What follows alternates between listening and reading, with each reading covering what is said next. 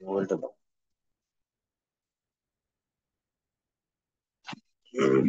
সম্মানিত ওলামা হযরত, ইনশাল্লাহ আমরা আমাদের নির্ধারিত দর্স শুরু করতে যাচ্ছি। তো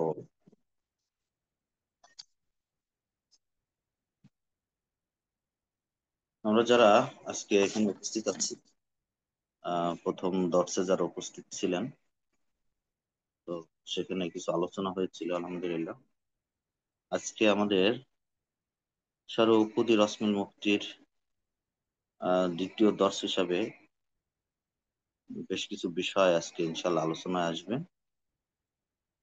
তো এখানে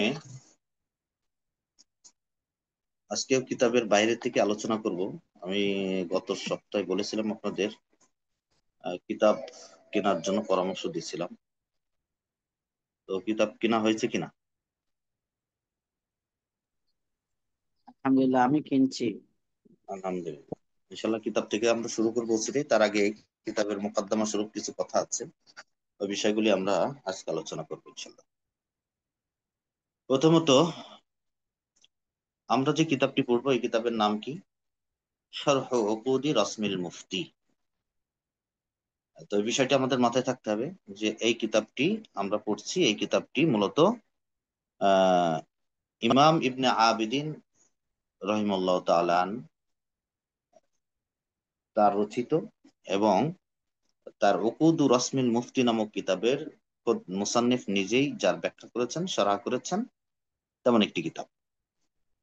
তো এই কিতাবের লেখকের যিনি লেখক, তাহলে তার নাম, মূল নাম হলো আল ইমাম মোহাম্মদ আমিন ইবনে ওমর ইবনে আব্দুল আজিজ, যিনি পরিচিত ছিলেন আল মারুফ বি ইবনে আবিদিন আশ-শামি আল হানাফি। তিনি 1198 হিজরি থেকে 1252 হিজরি পর্যন্ত এই সময়কার তিনি ব্যক্তি ছিলেন, প্রসিদ্ধ ব্যক্তি ছিলেন।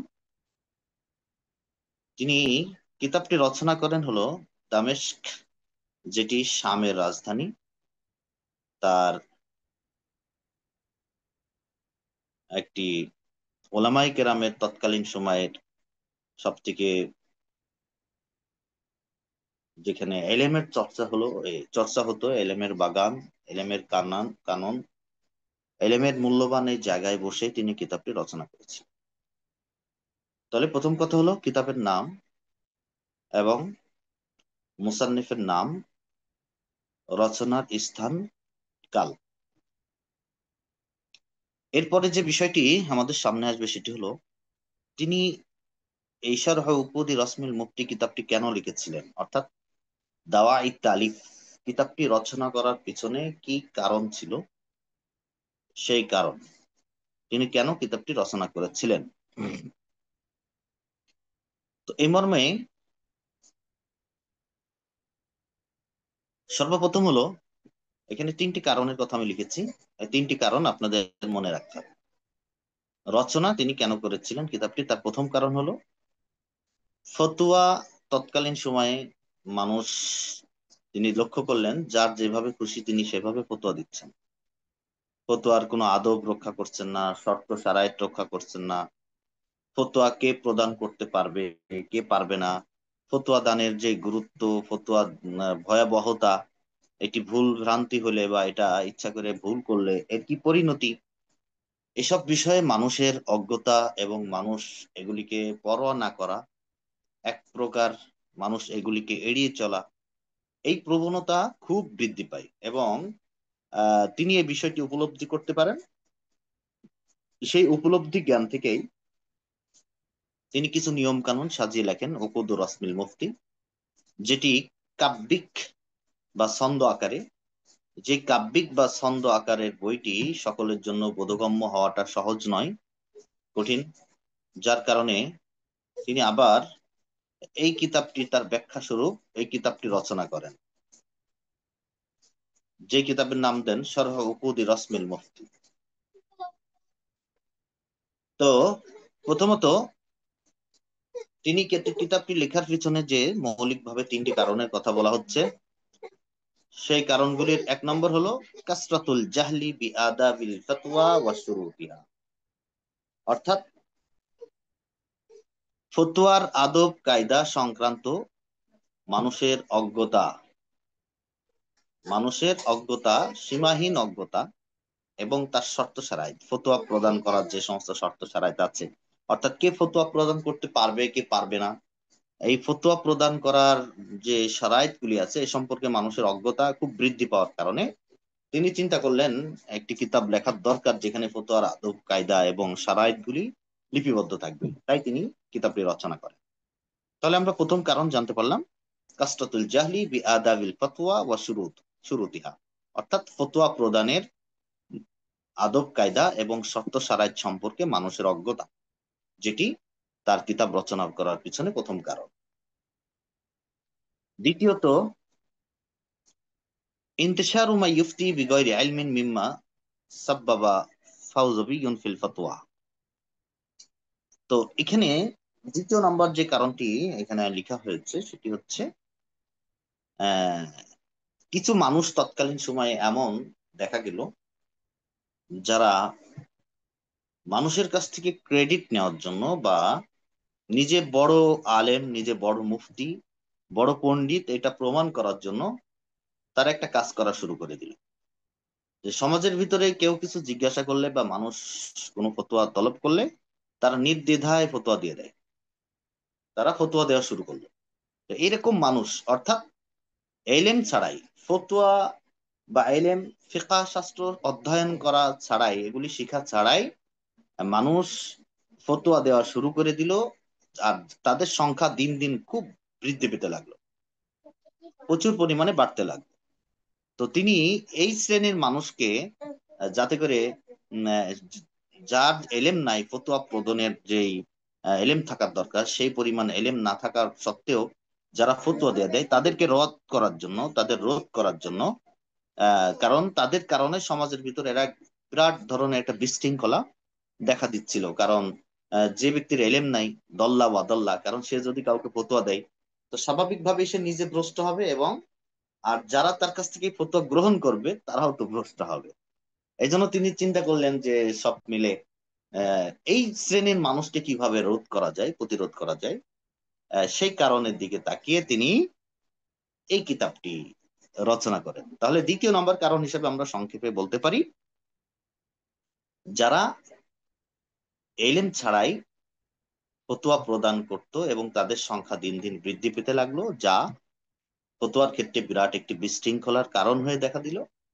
তো তাদেরকে রোধ করার জন্য, প্রতিহত করার জন্য তিনি এই কিতাবটি রচনা করেন। দ্বিতীয়ত তৃতীয়ত, যারা মোটামুটি ফিকহ শাস্ত্রে পারদর্শিতা অর্জন করেছে বা এলেম চর্চা করেন, আলেম, তালিবুল ইলম, তো তাদেরও তো কিছু নিয়ম কানুন দরকার, যে নিয়ম কানুনের আলোকে তারা ফতোয়া প্রদান করবেন। এমন কিছু শর্ত সারাইত প্রয়োজন, যে শর্ত এবং সারাইত গুলি সামনে নিয়ে তারা ফতোয়া প্রদান করবেন। তো এমন কিছু মূলনীতি, কায়দা তালিবুল ইলমদের সামনে সে সময় গোছানো আকারে ছিল না। যদিও মানুষের কাছে এগুলি কিছু কিছু বিষয়, ব্যক্তি পর্যায়ে কিছু কিছু বিষয় প্রচলিত ছিল, কিন্তু মানুষের কাছে এতগুলি বিষয় কোনো কায়দা কানুন আকারে, জবেতা আকারে বিদ্যমান ছিল না। যার কারণে যারা মুফতি সাহেব তারাও বিপাকে পড়তেন, এবং যারা তলিবুল ইলম তাদের জন্য শিক্ষার জন্য প্রয়োজন দেখা দিত।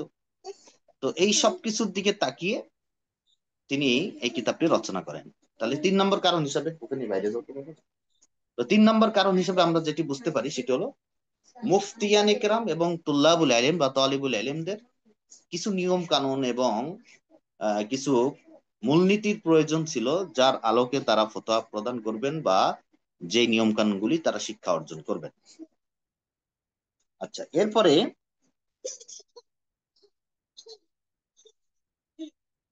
তাহলে আমরা এখানে মহতারাম উলামা হযরত, আমরা এখানে তিনটি বিষয় কিন্তু আলোচনা করেছি। এই তিনটি বিষয় আমাদের মনে রাখতে হবে, মুখস্থ করতে হবে। তো তিনি কিতাবটি রচনা করার ক্ষেত্রে, বাবা ওকে নিয়ে বাইরে যাও, যাও ওকে নিয়ে বাইরে চলে যাও, এই যাও বাবা, যাও তুমি যাও। তাহলে এই কিতাব রচনা করার ক্ষেত্রে আমরা যে তিনটি কারণ সামনে পেলাম, এক নম্বর কারণ হলো ফতোয়ার আদব কায়দা কানুন শরায়েত সম্পর্কে অধিক অজ্ঞতা। 2 নম্বর হলো এলেম ছাড়াই ফতোয়া প্রদানকারী সংখ্যা দিন দিন বৃদ্ধি পাওয়া এবং ফতোয়ার মধ্যে বিশৃঙ্খলার সৃষ্টি হওয়া। 3 নম্বর হলো মুফতিয়ানে কেরাম এবং তালিবুল ইলমদের কিছু মূলনীতির প্রয়োজন দেখা দিল, যার আলোকে তারা ফতোয়াগুলি লিখতে পারে, বলতে পারে, শিখতে পারে ইত্যাদি কারণবশত মূলত তারা মুসান্নেফ এই কিতাবটি রচনা করেন। আচ্ছা, এখন আসেন সামনে আমরা আরেকটি বিষয়, যে এই কিতাবের উদ্দেশ্য কি। একটা হলো যে কারণে কিতাবটি রচনা করেছেন, যে প্রয়োজনগুলি দেখা দিয়েছে, তা এইটার কিতাবের লক্ষ্য, গারাজুম মিনাল কিতাব, সেটি কি। তো এখানেও মৌলিকভাবে 3টি কথা বলবো। 1 নম্বর, এই কিতাবের দ্বারা উদ্দেশ্য হলো মুফতি যারা হবেন, মুফতিয়ানে কেরামের শর্ত, মুফতি হওয়ার কি শর্ত এবং আদব, এই আদাব এবং শারাইত গুলি বর্ণনা করা, এটা একটা শর্ত। আচ্ছা, তাহলে গরজ হলো মুফতি যারা হবেন, মুফতিয়ানে কেরামের শারাইত শর্ত, কি কি শর্তে মুফতি হবেন এবং তাদের কি কি আদব, লিহাজ, কি কি আদবের দিকে লক্ষ্য রাখা উচিত, সেটার বর্ণনা করা এই কিতাবের উদ্দেশ্য। 2 নম্বর হলো ফিকহি অনেকগুলি বক্তব্য থাকে, একই বিষয়ের উপরে একাধিক বক্তব্য থাকে, কখনো কখনো সাহেবুল মাযহাব কর্তৃক, কখনো আসহাবুল মাযাহিব কর্তৃক, কখনো কখনো ভিন্ন মাযহাবের ভিন্ন ভিন্ন বক্তব্য একই মাসালার ক্ষেত্রে অনেক সময় আমাদের সামনে আসবে, যে এই মাসলার ক্ষেত্রে আবু হানিফা রহমতুল্লাহ আলাই এমন বলেছেন, আবু ইউসুফ রহমতুল্লাহ আলাই এমন বলেছেন, মোহাম্মদ রহমতুল্লাহ আলাই এ বিষয়ে এমন বলেছেন, জুফার রহমতুল্লাহ এমন বলেছেন। তো বিভিন্ন সাহেবুল মাযহাবদের মধ্যে অনেক সময় দেখা যাবে যে এখানে দ্বিমত বা ভিন্ন মত, ভিন্ন রেওয়ায়ত, ইখতিলাফুল আকওয়াল, ইখতিলাফুর রেওয়ায়ত থাকতে পারে। তো সেই ক্ষেত্রে আমরা কোন কথাটাকে প্রাধান্য দেব, এই দুইয়ের মধ্যে কোনটিকে সামনে নিয়ে আসবো, তো কোনটিকে প্রাধান্য দেব, এটি হলো তুরুকুত তারজিহ, তুরুকুত তারজিহ বাইনাল আকওয়ালিল ফিকহিয়া, অর্থাৎ ফিকহি মতভেদপূর্ণ বক্তব্যের মধ্যে প্রাধান্য দেওয়ার জন্য আহ, যেই পদ্ধতি, সেই পদ্ধতি শিক্ষা দান করাই হলো এই কিতাবের উদ্দেশ্য। তাহলে মোহতারাম উলামায়ে কিরাম, প্রথম উদ্দেশ্য কি কি বলেছিলাম, প্রথম উদ্দেশ্য বলেছিলাম হলো মুফতিয়ানে কেরামের শারাইত, শর্ত আদাব শারাইত এবং শর্ত তাদের আদব, এটার বর্ণনা। 2 নম্বর কি বললাম, 2 নম্বর হলো ফিকহি ফিকহি মতভেদপূর্ণ আকওয়াল একাধিক বক্তব্যের মধ্যে প্রাধান্য ভেদ। দেওয়ার পদ্ধতি শিক্ষা দান করা। মনে থাকবে ইনশাল্লাহ। আচ্ছা, 3 নম্বর, 3 নম্বর হলো জব্ত উসুল ইফতা ফিল মাযহাবিল হানাফি।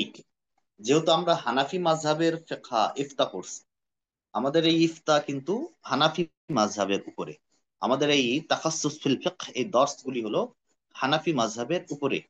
তো আমাদের এই কিতাবটা হলো হানাফি মাযহাবের উপরেই রচিত কিতাব, শরহ কুদি রসমিল মুফতি। তো হানাফি মাযহাবের উপর রচিত এই কিতাব। তাহলে 3 নম্বর যেই গরজ আমরা এখানে উল্লেখ করতে পারি, সেটা হলো আহ উসুলুল যে ইফতা, মানে ইফতার যে নিয়ম কানুন, ফতোয়া দেওয়ার যে নিয়ম কানুন, হানাফি মাযহাবের ভিতরে যে নিয়ম কানুন গুলি আছে, কি কি নিয়ম কানুনের আলোকে ফতোয়া প্রদান করবে, সেগুলিকে মোটামুটি একটু কি করা, মূলনীতি আকারে সেগুলির উল্লেখ করা, জব্দ করা, এটি মূলত 3 নম্বর উদ্দেশ্য।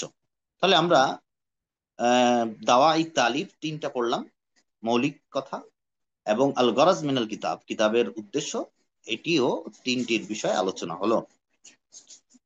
তো এখানে একটা বিষয় আমি আলোচনা করতে পারি, সেটা হচ্ছে মুশারাকাতুত তুল্লাব আসিলা ওয়া নিকাশাতুন তাফতিহিয়া। এখানে আমি কিছু প্রশ্ন উত্তর নিয়ে এসেছি, প্রশ্ন উত্তরগুলি আপনাদের সাথে, আপনারা মাইক চালু করবেন, আমরা প্রশ্ন উত্তরগুলি একটু মুজাকারা করব।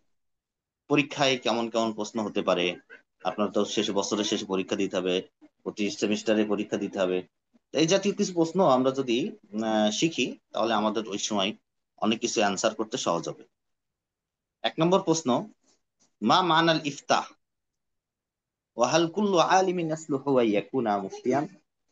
ইফতার অর্থ কি, আর ইফতা প্রত্যেক মুফতি সাহেব কি ফতোয়া প্রদান করার যোগ্য, তারা কি ফতোয়া প্রদান করতে পারবেন? এই কথার সংক্ষিপ্ত উত্তর কি হবে, আমরা কিভাবে দিব? এখানে দেখুন, ইফতা হলো, আল ইফতা ওয়াল ইখবার ওয়ান হুকমিল্লাহি তাআলা। ইফতা হলো আল্লাহর হুকুম সম্পর্কে মানুষকে অবহিত করা। ওয়ালা ইয়াজুজু আন ইফতিয়া ইল্লা মান কানা আলিমান বিল আদিল্লাহ ওয়া ফাকিহান বিল মাযহাব ওয়া ওয়ারিআন ফিন নাফস। প্রত্যেক ব্যক্তি যে সেই ইফতা বা ফতোয়া দিতে পারবে না।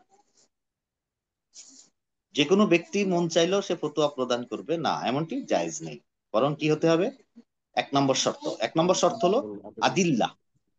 আদিল্লা বা দলিল আদিল্লা সম্পর্কে তাকে আলেম হতে হবে, তাকে জ্ঞানী হতে হবে। শরীয়তের দলিল যে আছে, কোরআন সুন্নাহ ইজমা কিয়াস, কোরআন সুন্নাহ ইজমা কিয়াস সম্পর্কে, মানে অর্থাৎ যেই মাসলা যা বা যেই ফতোয়াটি আপনি প্রদান করতে চাচ্ছেন, সেই ফতোয়াটি, বাবা কথা বলে না ওদিকে যাও। সেই ফতোয়া,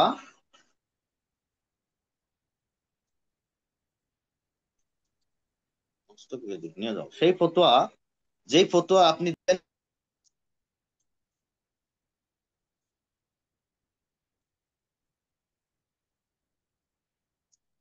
যেই ফতোয়া আপনি দান করবেন, সেই ফতোয়ার উৎস কি, সেই উৎস সম্পর্কে অবশ্যই আপনাকে জানতে হবে। এটা হলো আলিমান বিল আদিল্লাহ। কেমন? আদিল্লাহ অর্থাৎ কোরআন সুন্নাহ ইজমা কিয়াস। যেমন মনে করেন, অজুর ফরজ কয়টি? 4টি। এখন আপনাকে অজুর ফরজ 4টি, আপনি এই মাসলা বললেন বা একটা কথা আমি উদাহরণ দিচ্ছি, ফতোয়া দিলেন, তো এটা দিলেই হবে না। আপনি মুফতি হিসাবে শুধু এতটুকু বলেই ক্ষান্ত হলে হবে না, এটা 4টি ফরজটা কোথা থেকে সাব্যস্ত হয়েছে সে সম্পর্কে আপনার জ্ঞান থাকতে হবে। তো এই ফরজ হওয়ার স্থানটি কোথায়? আল্লাহ তাআলা পবিত্র কোরআনের ভিতরে বলেছেন, ইজা কুমতুম ইলাস সালাতি ফাগসিলু উজুহাকুম ওয়া আইদিয়াকুম ইলাল মারাফিক ওয়ামসাহু বিরুসিকুম ওয়া আরজুলাকুম ইলাল কাবাইন। এখান থেকে হানাফি মাযহাব মনে করে অজুর ফরজ কয়টি? 4টি। কিন্তু আমাদের কিন্তু এরকম মাযহাবও আছে, বিভিন্ন ওলামায়ে কেরামের অজুর ফরজের ব্যাপারে কিন্তু দ্বিমত আছে, একাধিক মত আছে। এমনকি আমি পড়েছি, এক কোন কোন আলেম বলেছেন অজুর ফরজ 10টি, অজুর ফরজ 10টি বলেছেন। কোরআনের এই আয়াত থেকে তারা 4টি তো বলেন। এর পাশাপাশি যেমন শাফি মাযহাবে আছে হলো তাওয়ালি, অর্থাৎ এক অঙ্গ শুকিয়ে যাওয়ার আগে আর এক অঙ্গ ধৌত করা, তারপরে তারতিব ঠিক রাখা, হুম, বিসমিল্লাহির রহমানির রহিম বলা, এগুলিও কোনো কোনো মাযহাবে ফরজ। তো আমাদের মাযহাবে এগুলি ফরজ নয়, এগুলি সুন্নতের পর্যায়ে। তো এই জন্য আপনাকে আলিম বিল আদিল্লাহ হতে হবে। 2 নম্বর হলো ফাকিহান বিল মাযহাব। মাযহাব সম্পর্কে আপনার ফকিহ হতে হবে। এটার আলোচনা সামনে আরো, মুফতি ফকিহ এগুলির বিষয়ে আমরা আরো বিস্তারিত জানবো। ফকিহ একটা শুধু আলেম দলিল আদিল্লাহ সম্পর্কে জানলেই হবে না, ফকিহ হওয়া আবার একটা ভিন্ন জিনিস। হ্যাঁ, এ মুফতিদের প্রকার আছে, সেটাও আমরা সামনে জানবো ইনশাল্লাহ। ওয়ারি আনফিন নাফসি, এবং ব্যক্তিগত জিন্দেগিতে তার খোদাভীতি, অর্থাৎ তার অন্তরের ভিতরে আল্লাহর ভয় থাকতে হবে, তার তাকওয়াবান হতে হবে। একজন ফাসিক, প্রকাশ্য ফাসিক, তার কাছ থেকে ফতোয়া নেওয়া হবে না। একজন প্রকাশ্য বেদাআতি, তার কাছ থেকে ফতোয়া নেওয়া হবে না। ফতোয়া প্রদান করবেন যিনি আলিম বিল আদিল্লাহ ফাকিহান বিল মাযহাব, যিনি যেই মাযহাবের ফতোয়া দিচ্ছেন ওই মাযহাব সম্পর্কে তার পরিপূর্ণ জ্ঞান থাকতে হবে, সেই মাযহাবের উসুল, সেই মাযহাবের কানুন, সেই মাযহাবের নীতি, নীতিকথা ইত্যাদি সম্পর্কে তার সম্পূর্ণ জ্ঞান থাকতে হবে। তখন তিনি ফতোয়া প্রদান করতে পারবেন। এবং এতটুকু হলেও হবে না, তাকে অবশ্যই ওয়ারি আনফিন নাফসি, মানে খোদা ভীতি তার অন্তরের ভিতরে থাকতে হবে। তাহলে হযরত উলামায়ে কেরাম, আমরা কি বুঝতে পারলাম? যে প্রশ্নটা করা হয়েছিল যে ইফতার অর্থ কি এবং প্রত্যেক ব্যক্তি কি ফতোয়া প্রদান করতে পারবেন, এই কথাটুকুর উত্তর আমরা কিভাবে দিব? বাংলায় যদি একজন বলতেন, যে কোনো একজন একটু বলেন কাইন্ডলি। আল্লাহর হুকুম সম্পর্কে খবর দেয়া, জি। এবং যে কেউ ফতোয়া প্রদান করতে পারবে না, যিনি ফতোয়া প্রদান করবেন দলিল প্রমাণাদি ব্যাপারে জ্ঞাত থাকতে হবে। জি।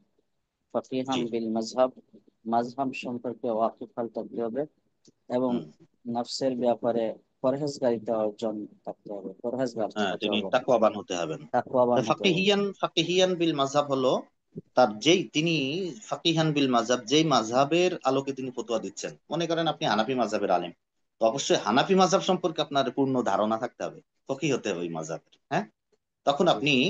ফতোয়া প্রদান করতে পারবেন। আচ্ছা, দ্বিতীয় নম্বর আরেকটি প্রশ্ন যেটি মুনাকাশার জন্য, মাল ফারকু বাইনাল আলিম ওয়াল মুফতি, আলেম এবং মুফতির মধ্যে পার্থক্য কি? এখানে এই প্রশ্নটার উত্তর আমরা এভাবে দিব, আলেম এবং মুফতির মধ্যে পার্থক্য হলো যে লাইসা কুল্লু আলিমিন মুফতিয়ান, সকল আলেম কিন্তু মুফতি নন। আলেম তিনি কখনো কখনো শরীয়তের কোনো একটা মাসলা, নির্দিষ্ট মাসলার হুকুম জানেন, সকল মাসলার হুকুম তাকে জানতে হবে বিষয়টা এরকম না, কদ ইয়ারিফুল হুকমা। কিন্তু একজন মুফতি হওয়ার জন্য, আম্মাল মুফতি ফালা বুদ্দা ইয়ারিফা কাইফিয়াতা তানজিলিল হুকমি আলাল ওয়াকিয়া, তার অবশ্যই জানতে হবে যে এই হুকুমটা, এই ঘটনার উপরে, এই বিষয়ের উপর হুকুমটা কিভাবে অবতীর্ণ হয়েছে, এবং তাকে অবশ্যই ইরাইয়া আল মাআল ওয়াল উরফ ওয়াল মাসলাহা, তাকে এর পরিণতি কি হতে পারে, এই এই জায়গার এটার উরূপ বা সামাজিক প্রচলন কেমন আছে, এটার কি অর্থ, এবং এর উপকারিতা অপকারিতা সম্পর্কে তাকে জানতে হবে। তো হুকুমটি ওই ঘটনার পরিপ্রেক্ষিতে নাজিল হওয়ার কাইফিয়ত সম্পর্কে তার জানতে হবে, এবং এর পরিণতি, এবং ওরফ, এবং এর মাসলাহা মানে উপকারিতা, এর উপকারিতা অপকারিতা সম্পর্কেও তার নলেজ থাকতে হবে, জ্ঞান থাকতে হবে। তখনই কেবল একজন মুফতি, তিনি মুফতি হতে পারবেন। তার মানে প্রত্যেক আলেম কিন্তু মুফতি নন, কিন্তু প্রতি মুফতি সাহেবই কিন্তু আলেম।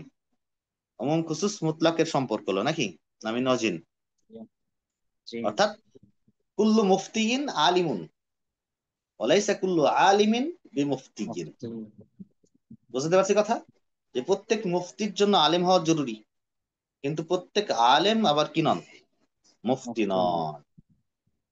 আচ্ছা, 3 নাম্বার আরেকটি সওয়াল আমরা বলি, সেটি হলো লিমাজা নাহতাজু ইলা কিতাবিন খাসিন ফি আদাবিল মুফতি, আমরা মুফতি হওয়ার জন্য যে আদব কায়দা নিয়ম কানুন, এটি শিখার জন্য আমরা নির্দিষ্ট কিতাব কেন পড়ব, নির্দিষ্ট কোনো কিতাব কেন আমাদেরকে পড়তে হবে? তো খাস কিতাব এই জন্য পড়তে হবে, কারণ হলো ফতোয়া হলো বিরাট বড় দায়িত্ব, লিআন্নাল ফাতওয়া মাসউলিয়াতুন আযীমা, ফতোয়া হলো বিরাট বড় দায়িত্বের নাম। ওয়াহিয়া তাওকিউন আনিল্লাহি তাআলা, আর ফতোয়া এটি আল্লাহর পক্ষ থেকে সিগনেচার প্রাপ্ত, আল্লাহ স্বাক্ষর করেন এটার উপরে। মানে একজন মুফতি জিনিস কি এটা আপনাকে বুঝতে হবে। মুফতি হলো যিনি আল ইখবার আন হুকমিল্লাহ, আগে আমরা ইফতা সম্পর্কে পড়ে আসলাম, তো মুফতি হলো আল মুখবির আন হুকমিল্লাহ, আল্লাহর হুকুম সম্পর্কে যিনি জানান, অর্থাৎ আল্লাহর পক্ষ থেকে বিধানগুলি তিনি মানুষকে জানান।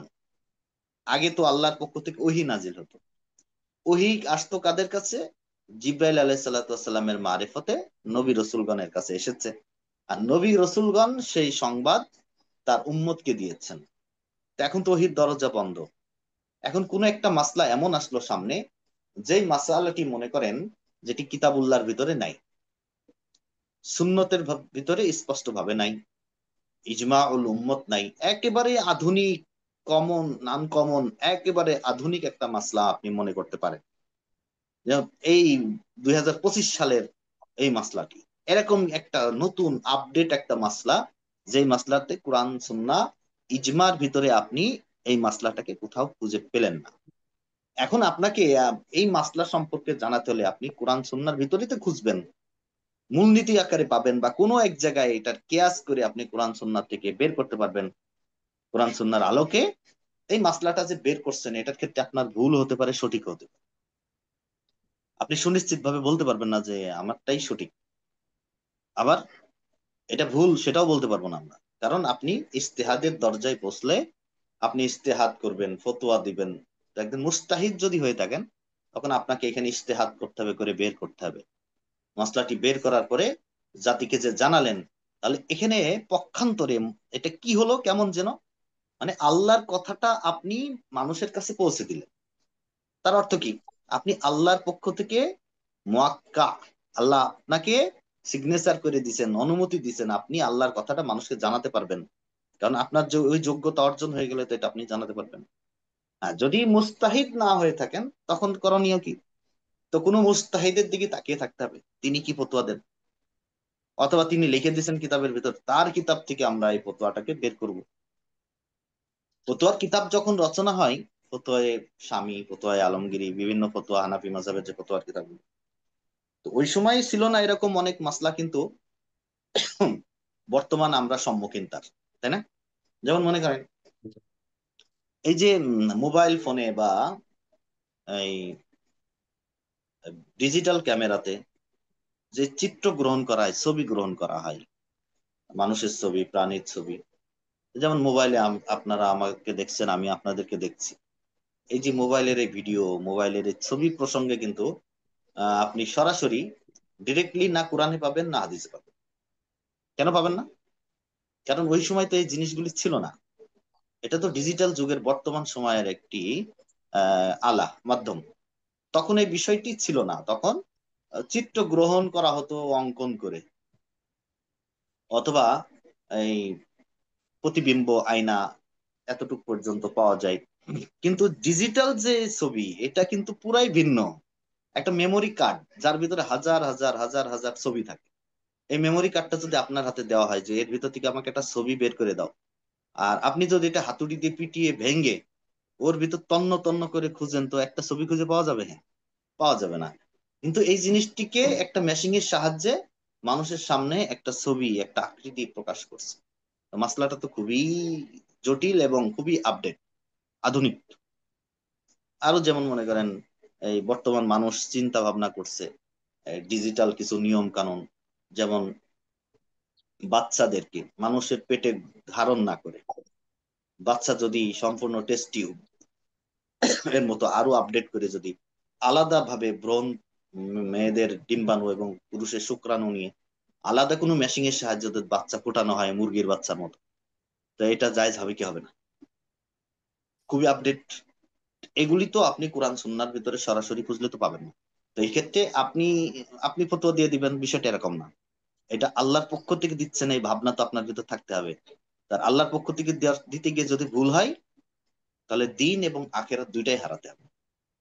মানে আমি না জেনেও যদি অগ্রসর হই, তাহলে আমার গুনাহ হবে।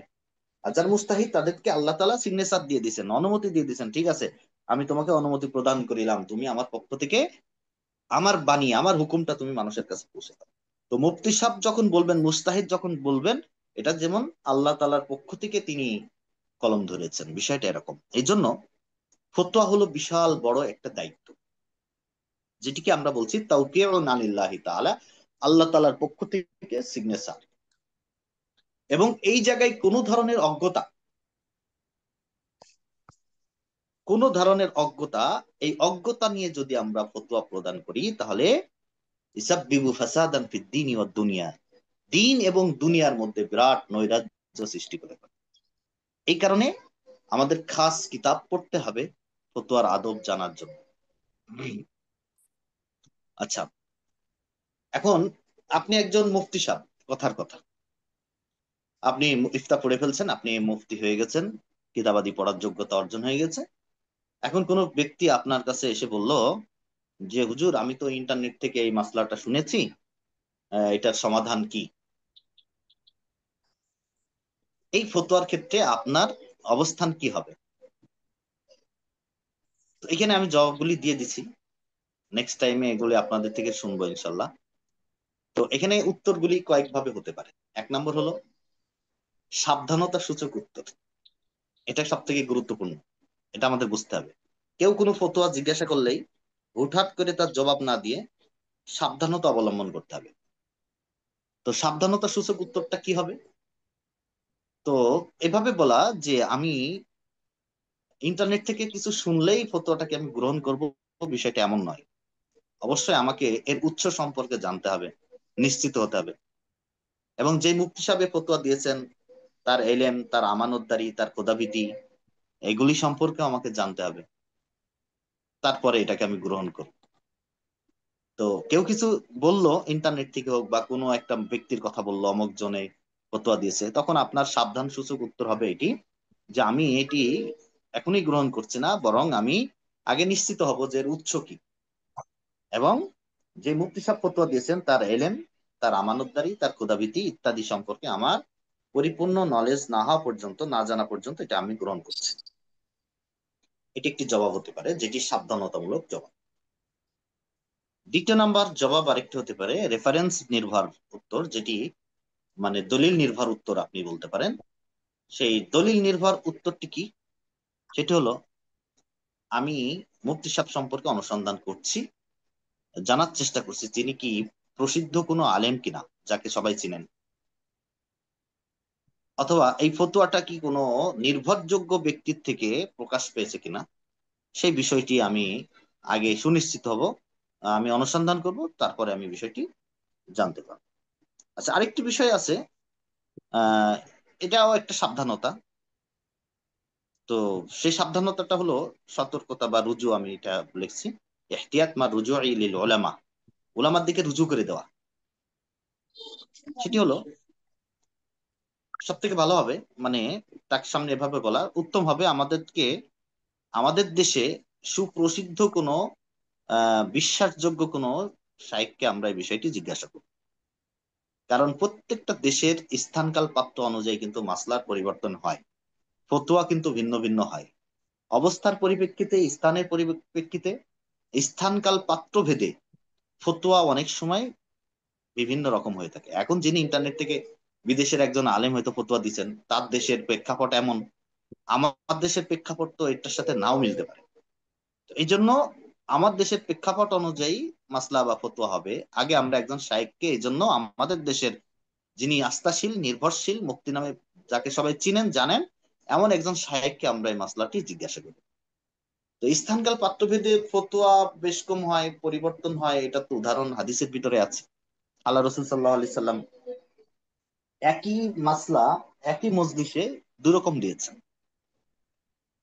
একজন শায়েখ তিনি এসে আল্লাহ রসুল সাল্লাহ আলি সাল্লামকে জিজ্ঞাসা করলেন, ইয়া রাসূলুল্লাহ, রোজার মাসে রমজান দিবসে কি আমি স্ত্রীর সাথে মুদা আবা করতে পারবো, খুনসুটি করতে পারবো? স্ত্রীর সাথে মাদুন আল জিমা, জিমা ছাড়া যে কাজগুলি, তাকবির করা, তার সাথে খুনসুটি করা, তার সাথে একটু মেলামেশা করা, শুধু জিমা ছাড়া বাকি কাজগুলি আমি করতে পারবো কিনা? আল্লাহ রসুল সাল্লাহ আলি সাল্লাম বললেন, হ্যাঁ ঠিক আছে, তুমি করতে পারো। এরপরে আবার একজন ব্যক্তি আসলো, তিনি এসে আবার আল্লাহ রসুলকে সেম প্রশ্ন সেই মজলিসে সাহাবাই কেরামের উপস্থিতিতে তিনি জিজ্ঞাসা করলেন, ইয়া রাসূলুল্লাহ, রমজান দিবস এমনটি করা যাবে কিনা? আল্লাহ রসুল সোজা না বলে দিল, বললেন না, করা যাবে না। তো পরবর্তীতে সাহাবাই কেরাম তাকে জিজ্ঞাসা করলেন, আপনি একই প্রশ্নের উত্তর দুইজনকে কেন দুভাবে দিলেন? তো আল্লাহ রসুল তখন বলেছিলেন যে প্রথম যে ব্যক্তিকে উত্তর দিয়েছি সে তো মুরব্বী শায়েখ, আর শায়েখ মানে দীর্ঘদিন তার এটার অভিজ্ঞতা আছে, তার কন্ট্রোলিং, এই জায়গায় সে নিজেকে কন্ট্রোল করতে পারবে, সমস্যা হবে না। আর দ্বিতীয় জন তো যুবক, তো এক নতুন, তো সে নিজেকে কন্ট্রোল করতে পারবে না। তাহলে পাত্র ভেদে এই জায়গায় মাসলার পরিবর্তন হলো কিনা? মাসলার জি পরিবর্তন ভাই। হলো। তো এই জন্য আল্লাহ রসুল সাল্লাহ সাল্লাম দুভাবে তাকে দুইজনকে দুভাবে ফতোয়া দিলেন। ঠিক আছে। আচ্ছা, আর তাছাড়া আরেকটা বিষয় হলো, শুধু কথা কেউ একটা বললো সেটার উপরেই তো ফতোয়া হয় না, বরং ফতোয়া হবে আল আলাল আদিল্লাতি শারঈয়্যা আল কাওয়াইদিল ফিকহিয়্যা, শরীয়তের দলিল আদিল্লার আলোকে এবং ফিকহি নিয়ম কানুনের আলোকে। এই জন্য আমরা যে কোনো ফতোয়া সামনে পেলেই সেটা অনুযায়ী আমল করতে পারি না, যতক্ষণ পর্যন্ত সেটার ব্যাপারে সুনিশ্চিত না হয় যে এই ফতোয়াটা ঠিক আছে বা এর বক্তাটা কে, ইত্যাদি ইত্যাদি।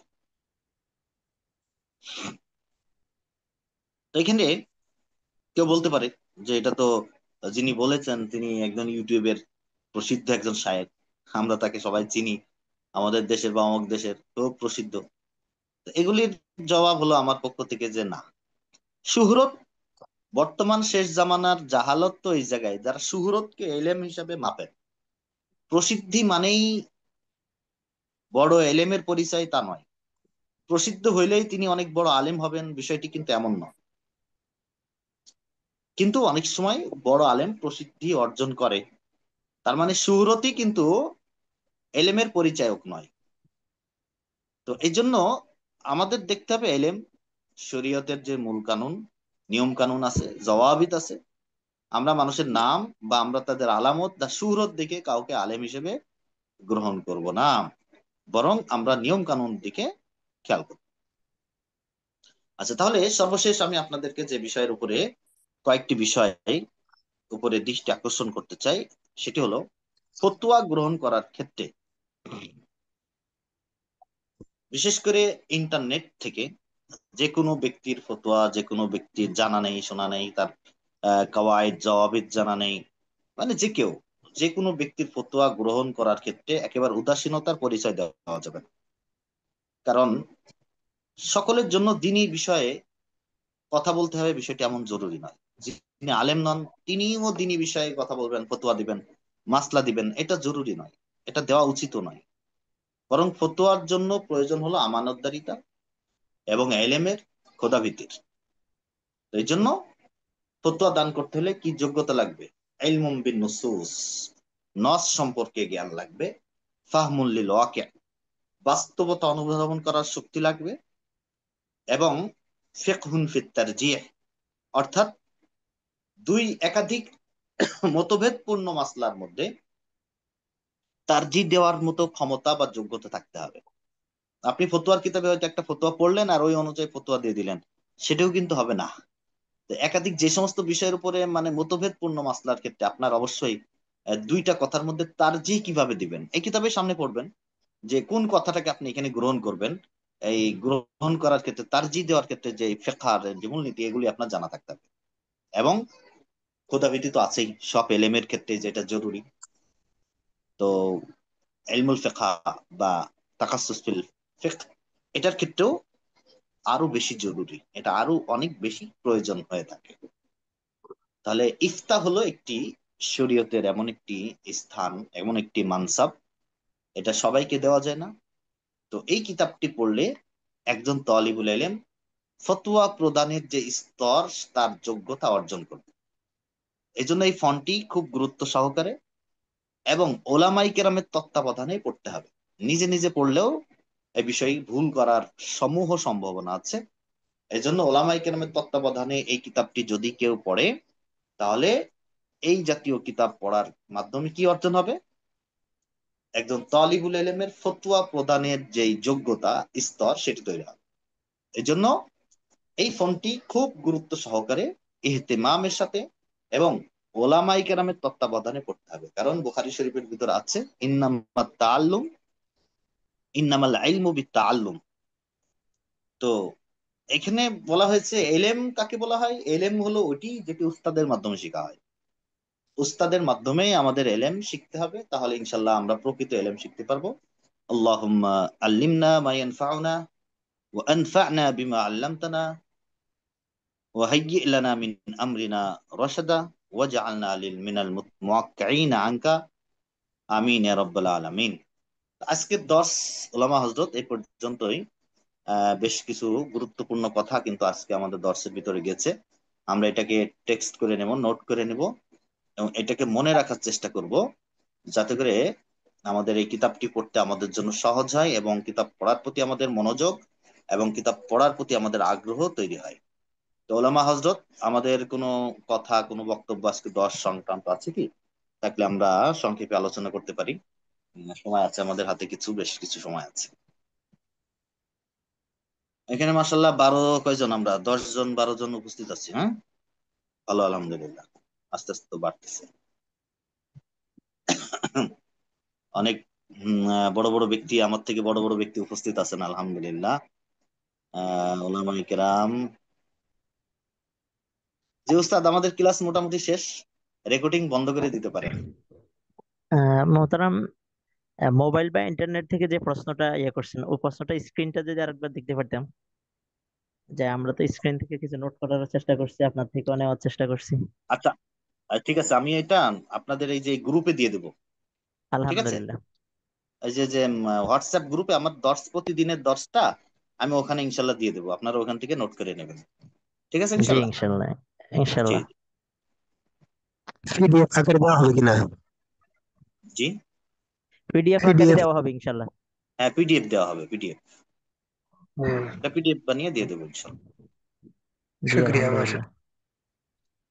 হ্যাঁ, হ্যাঁ, ওস্তাদ যে অনেক সময় দেখা গেছে আমরা আমাদের আমাদের অনেক মাসআলার ক্ষেত্রে দেখা গেছে আমরা যারা আমাদের কর্তৃপক্ষ বেদাতি যারা থাকে, মাজারপন্থী জি। যারা থাকে, বেদাত যারা থাকে, এদের মধ্যে এমন কিছু লোক আছে যারা আপনার এই ফতোয়া বা কোনো কিছু বলার ক্ষেত্রে দেখা গেছে তাদের কথাগুলো অনেক গ্রহণযোগ্য নিয়ে কথাগুলো যদি হয়, তাই সেখান থেকে কি গ্রহণ করা যাবে কথাগুলো? এখানে আসলে মানে গ্রহণ করা মুফতি না সাহেব করা তিনি নির্ভর। মাহের, কিন্তু তিনি জি। বেদাতপন্থী আলেম, কিন্তু কথাগুলোকে এই জি। ফতোয়ার আলোকে যদি গ্রহণযোগ্য হয়, তখন কি তার থেকে গ্রহণ করা যাবে? এখানে মূল বিষয়টা হলো আপনাকে বুঝতে হবে যে মুফতি এটা সাধারণত দুই প্রকার, স্বাভাবিকভাবে।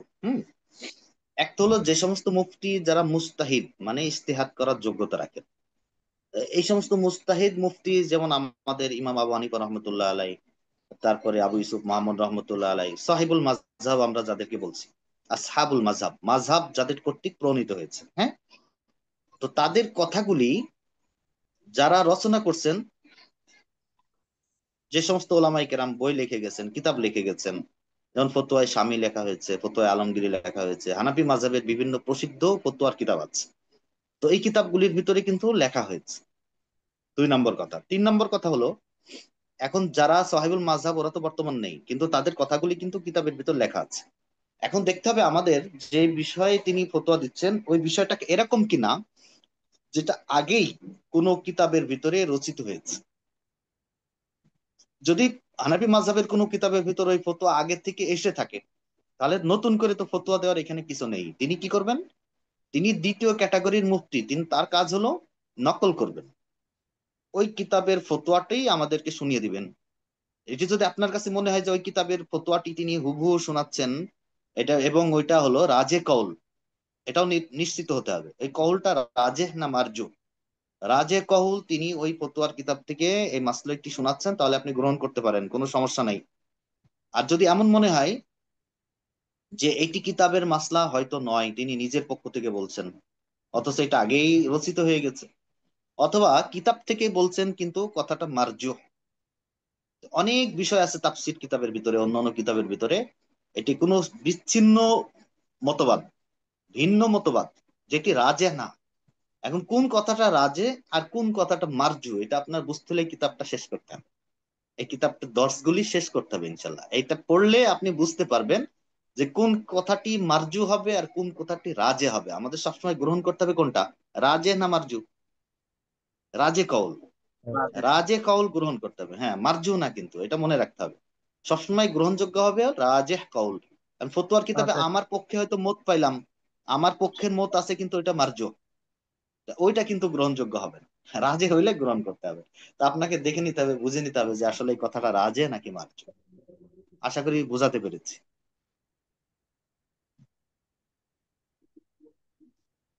জি হজরত, তাহলে আমাদের আজানের সময় হয়ে যাচ্ছে ইনশাল্লাহ। আমরা আবার আগামী জি সপ্তাহে আগামী তর্কে আবার একত্রিত হবে, আল্লাহ তাআলা যদি তৌফিক দান করেন। আখিরু জি দাওয়ানা ইনশাল্লাহ। আলহামদুলিল্লাহ রাব্বিল আলামিন। তাহলে আজকে এখানে শেষ করছি আসসালামু আলাইকুম ইনশাল্লাহ। আসসালামু রহমতুল্লাহ। আলাইকুম ওয়া রাহমাতুল্লাহি ওয়া বারাকাতুহু। সালাম।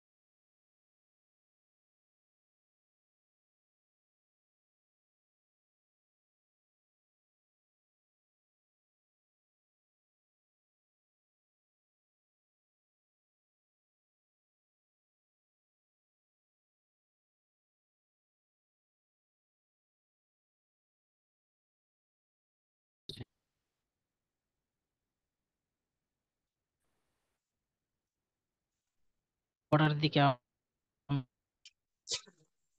আমরা ফিরি।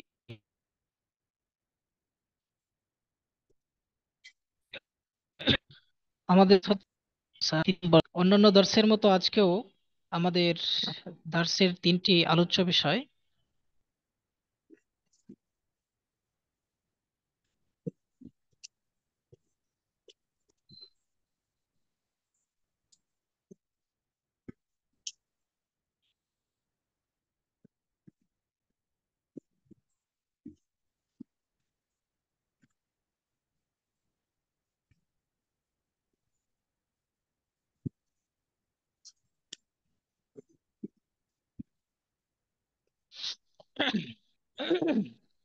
আশা করি আপনারা আমার স্ক্রিনে দেখতে পাচ্ছেন।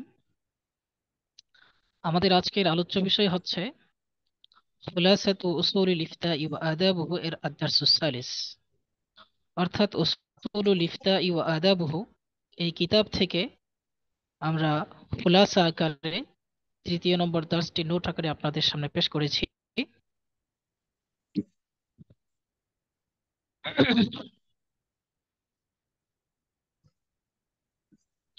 তো আমাদের আজকের আলোচ্য বিষয় হচ্ছে 3টি বিষয়। আমাদের 1 নম্বর আলোচ্য বিষয়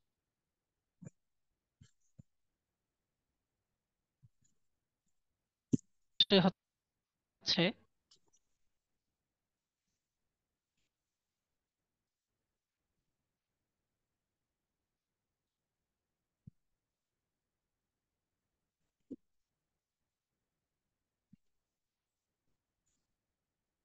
নবী সাল্লাল্লাহু আলাইহি ওয়াসাল্লাম, মানে হচ্ছে আল্লাহর রাসূল সাল্লাল্লাহু আলাইহি ওয়াসাল্লামের জামানায় ফতোয়ার কাঠামো কেমন ছিল, ফতোয়া কে দিতেন, ফতোয়া কারা গ্রহণ করতেন, এর বিস্তারিত আলোচনা এই শিরোনামের ভিতরে রয়েছে। 2য় নম্বর যে আলোচ্য বিষয় মানহাজুস সাহাবাতি ওয়াত তাবিঈনা ফিল ইফতা, অর্থাৎ ফতোয়া প্রদানের ক্ষেত্রে সাহাবা এবং তাবেঈন ওনাদের পদ্ধতি কেমন ছিল সে বিষয়ে আলোচনা। সাহাবায়ে কেরাম কোন মূলনীতিকে লক্ষ্য করে, কোন মূলনীতিকে সামনে রেখে ফতোয়া দিতেন, এবং তাবেঈন ওনারা কোন মূলনীতিকে সামনে রেখে ফতোয়া দিতেন সেই বিষয়ে আলোচনা। 3য় নম্বর যে আলোচ্য বিষয় আল ফাতওয়া ফি আহদিস সাহাবাতি, এখানে আবার সাহাবায়ে কেরামের জমানাতে ফতোয়ার কাঠামো কেমন ছিল, কারা কারা ফতোয়া প্রদান করতেন, কারা বেশি ফতোয়া প্রদান করতেন, কারা কম ফতোয়া প্রদান করতেন, এবং সাহাবায়ে কেরামের মধ্যে প্রসিদ্ধ মুফতি কারা, ওনাদের ফতোয়ার কিতাব আছে কিনা, এই বিষয়ে বিস্তারিত আলোচনা আমাদের 3য় শিরোনামের ভিতরে রয়েছে। তাহলে ইনশাল্লাহ আমরা এই 3টি বিষয়ের মধ্যে সর্বপ্রথম প্রথম বিষয়টি নিয়ে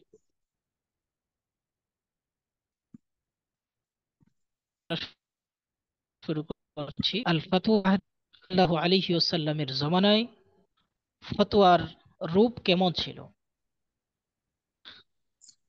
তাহলে ইনশাল্লাহ আমরা সরাসরি ইবারতের দিকে ফিরে যাচ্ছি, যেহেতু খুলাসা আকারে সবকিছু ইবারতের মধ্যে নিয়ে আসা হয়েছে। আউয়ালু মান কামা বিমানসাবিল ইফতাই সাইয়্যিদুল মুরসালিন ওয়া খাতামুন নবিয়্যিন। আউয়ালু মান কামা বিমানসাবিল ইফতা, সর্বপ্রথম যিনি ফতোয়ার পদকে অলংকৃত করেছেন, সাইয়্যিদুল মুরসালিন ওয়া খাতামুন নবিয়্যিন, তিনি হচ্ছেন সমস্ত রাসূলদের সর্দার এবং সমস্ত নবীদের মধ্যে সর্বশেষ নবী। অর্থাৎ আল্লাহর রাসূল সাল্লাল্লাহু আলাইহি ওয়াসাল্লাম সর্বপ্রথম ইফতার এই পদকে অলংকৃত করেছেন। তাহলে বলা যায় সর্বপ্রথম মুফতি হচ্ছেন আল্লাহর রাসূল সাল্লাল্লাহু আলাইহি ওয়াসাল্লাম। তো আল্লাহর রাসূল সাল্লাল্লাহু আলাইহি ওয়াসাল্লাম ফতোয়া কিভাবে দিতেন, আল্লাহর রসুল সাল্লাল্লাহু আলাইহি ওয়াসাল্লাম ফতোয়া কিভাবে দিতেন, এবারতের দিকে খেয়াল করি আমরা। ওয়াকানা ইউফতি আনিল্লাহি বিওয়াহয়িহিল মুবিন। ওয়াকানা ইউফতি, আল্লাহর রসুল সাল্লাল্লাহু আলাইহি ওয়াসাল্লাম ফতোয়া প্রদান করতেন আনিল্লাহি, আল্লাহ পাক রব্বুল আলামিনের পক্ষ থেকে, বিওয়াহয়িহিল মুবিন, সুস্পষ্ট ওহী দ্বারা। আল্লাহ পাকের পক্ষ থেকে যে সুস্পষ্ট ওহী নাজিল হতো, সেই ওহীকে সামনে রেখে তিনি ফতোয়া প্রদান করতেন। ওয়াকানাত ফাতাওয়াহু, আর আল্লাহর রাসূল সাল্লাল্লাহু আলাইহি ওয়াসাল্লামের ফতোয়া ছিল জাওয়ামিউল আহকাম, সমস্ত আহকামের পূর্ণরূপ। অর্থাৎ যত বিধিবিধান রয়েছে, সমস্ত বিধিবিধানের মূল ক্ষেত্র হচ্ছে আল্লাহর রাসূল সাল্লাল্লাহু আলাইহি ওয়াসাল্লামের ফতোয়া। ওয়াহিয়া আকবারু মাখাদিন লিশরিয়াতিল ইসলামিয়্যাতি বা'দাল কুরআনিল কারীম। ওয়াহিয়া আকবারু মাখাদিন, আর আল্লাহর রাসূল সাল্লাল্লাহু আলাইহি ওয়াসাল্লামের ফতোয়া হচ্ছে সবচেয়ে বড় উৎস। মাখাজ এর অর্থ হচ্ছে উৎস। লিশরিয়াতিল ইসলামিয়্যাতি, ইসলামী শরীয়তের জন্য। ওয়াহিয়া আকবারু মাখাদিন লিশরিয়াতিল ইসলামিয়্যাতি, আর আল্লাহর রাসূল সাল্লাল্লাহু আলাইহি ওয়াসাল্লামের ফতোয়াই হচ্ছে ইসলামী শরীয়তের সবচেয়ে বড় উৎস, বা'দাল কুরআনিল কারীম, কুরআন শরীফের পরে। ওয়ালাম ইয়াকুন আহাদুন ফি আহদি রাসূলিল্লাহি সাল্লাল্লাহু আলাইহি ওয়াসাল্লাম ইয়াশতাগিলু বিমানসাবিল ইফতা'i গায়রাহু।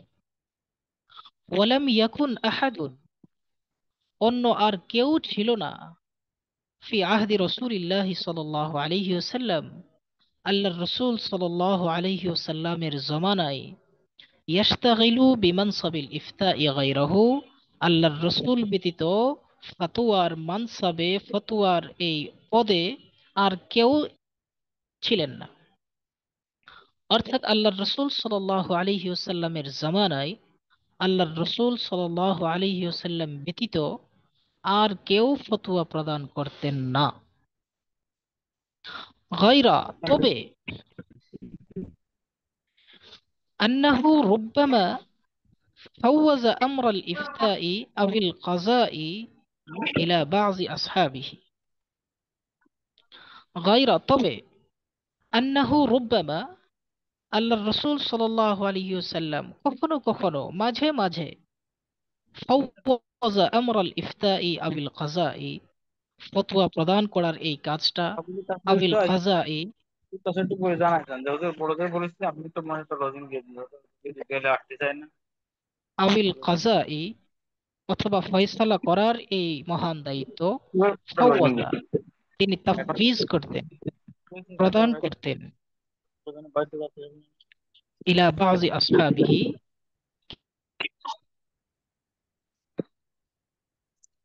ওয়ালাইকুম আসসালাম ওয়া রাহমাতুল্লাহ। কিছু সাহাবায়ে কেরামের।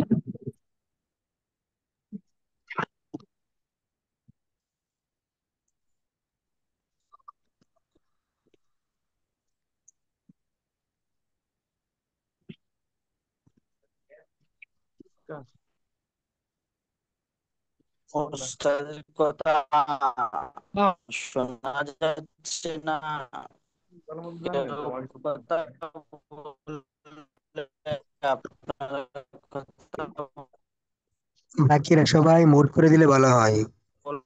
অন্যদের কথার জন্য ক্লাস বোঝা যাচ্ছে না।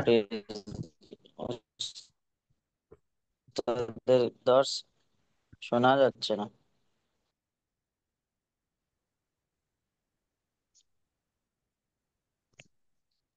যাদের আওয়াজ শোনা যাচ্ছে, আপনারা আওয়াজ বন্ধ করে দিলে বলা হয়।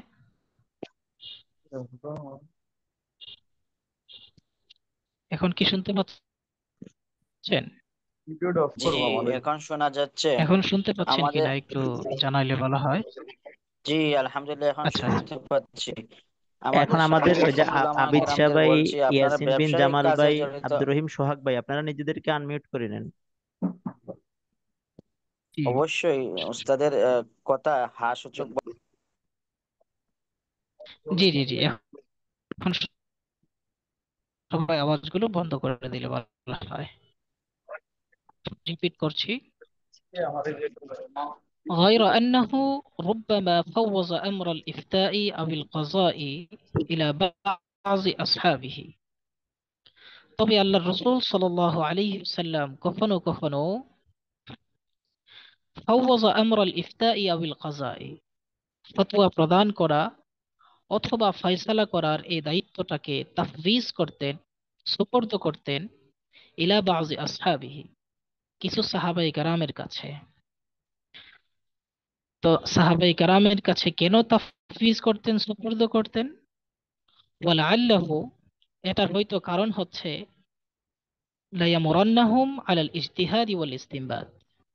লাইউমারান্নাহুম, তাদেরকে তামরিন করানো, আমলি মশক করানো, আলাল ইজতিহাদি ওয়াল ইসতিনবাত, গবেষণা করার উপরে, যাতে করে সাহাবায়ে কারাম তারাও যাতে আল্লাহর রাসূল সাল্লাল্লাহু আলাইহি ওয়াসাল্লামের পরে যে কোনো বিষয়ের উপরে তারা ইজতিহাদ এবং ইসতিনবাত করতে পারে, এটা আল্লাহর রাসূল সাল্লাল্লাহু আলাইহি ওয়াসাল্লাম আমলি মশক করাতেন, হাতে কলমে শিক্ষা দিতেন। তো সেই শিক্ষা দেওয়ার জন্যে আল্লাহর রাসূল সাল্লাল্লাহু আলাইহি ওয়াসাল্লাম মাঝে মাঝে ওনার উপস্থিতিতে কোনো ফতোয়া প্রদান করা কিংবা কোনো ফয়সালা করার দায়িত্ব সাহাবায়ে কেরামের হাতে সুপর্দ করতেন। এর উদাহরণ রয়েছে, যেমন এখানে একটি উদাহরণ রয়েছে মিথলু, যেরকম উদাহরণ হচ্ছে মা রাওয়াহুল হাকিম আন আব্দুল্লাহ ইবনে আমরিন, যেমন হাকিম আবু আব্দুল্লাহ আন-নিসাপুরি রাহিমাহুল্লাহ, তিনি আব্দুল্লাহ ইবনে উমর রাদিয়াল্লাহু তাআলা আনহু থেকে ওনার কিতাবের মধ্যে বর্ণনা করেছেন একটি হাদিস। সেই হাদিসটি হচ্ছে আন্না রাজুলাইনি ইখতাসামা ইলা নবী সাল্লাল্লাহু আলাইহি ওয়াসাল্লাম, দুই ব্যক্তি ঝগড়া করে আল্লাহর রাসূল সাল্লাল্লাহু আলাইহি ওয়াসাল্লামের দরবারে এসেছে। ফাকালা লিআমরিন, আল্লাহর রাসূল সাল্লাল্লাহু আলাইহি ওয়াসাল্লাম হযরত ওমরকে বললেন, ইকজি বাইনাহুমা, তুমি এই দুইজনের মাঝখানে ফয়সালা করে দাও। ফাকালা, হযরত ওমর রাদিয়াল্লাহু তাআলা আনহু বললেন, আকজি বাইনাহুমা, আমি এই দুইজনের মাঝখানে ফয়সালা করে দিব? ওয়া আনতা হাজিরুন ইয়া রাসূলুল্লাহ, হে আল্লাহর রাসূল, আপনি তো উপস্থিত আছেন। তা আপনি উপস্থিত আছেন, আপনার উপস্থিতিতে আমি ছোট মানুষ এটার ফয়সালা করে দিব? ক্বালা নাআম, আল্লাহর রাসূল সাল্লাল্লাহু আলাইহি ওয়াসাল্লাম বললেন, হ্যাঁ, তুমি ফয়সালা করো।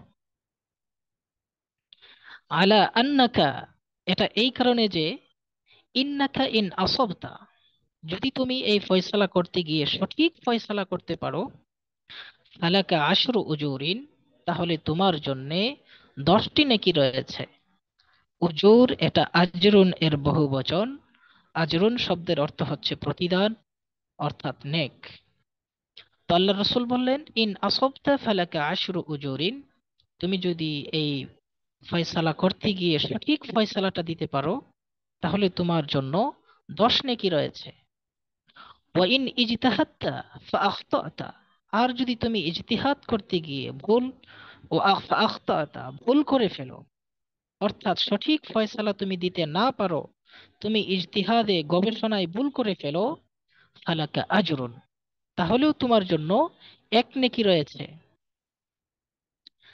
তো এটা হচ্ছে আল্লাহর রাসূল সাল্লাল্লাহু আলাইহি ওয়াসাল্লাম সাহাবায়ে কেরামকে ওনার সামনে হাতে কলমে ফতোয়া প্রদান করা, ফয়সালা করার প্র্যাকটিক্যালি অনুশীলন করিয়েছেন।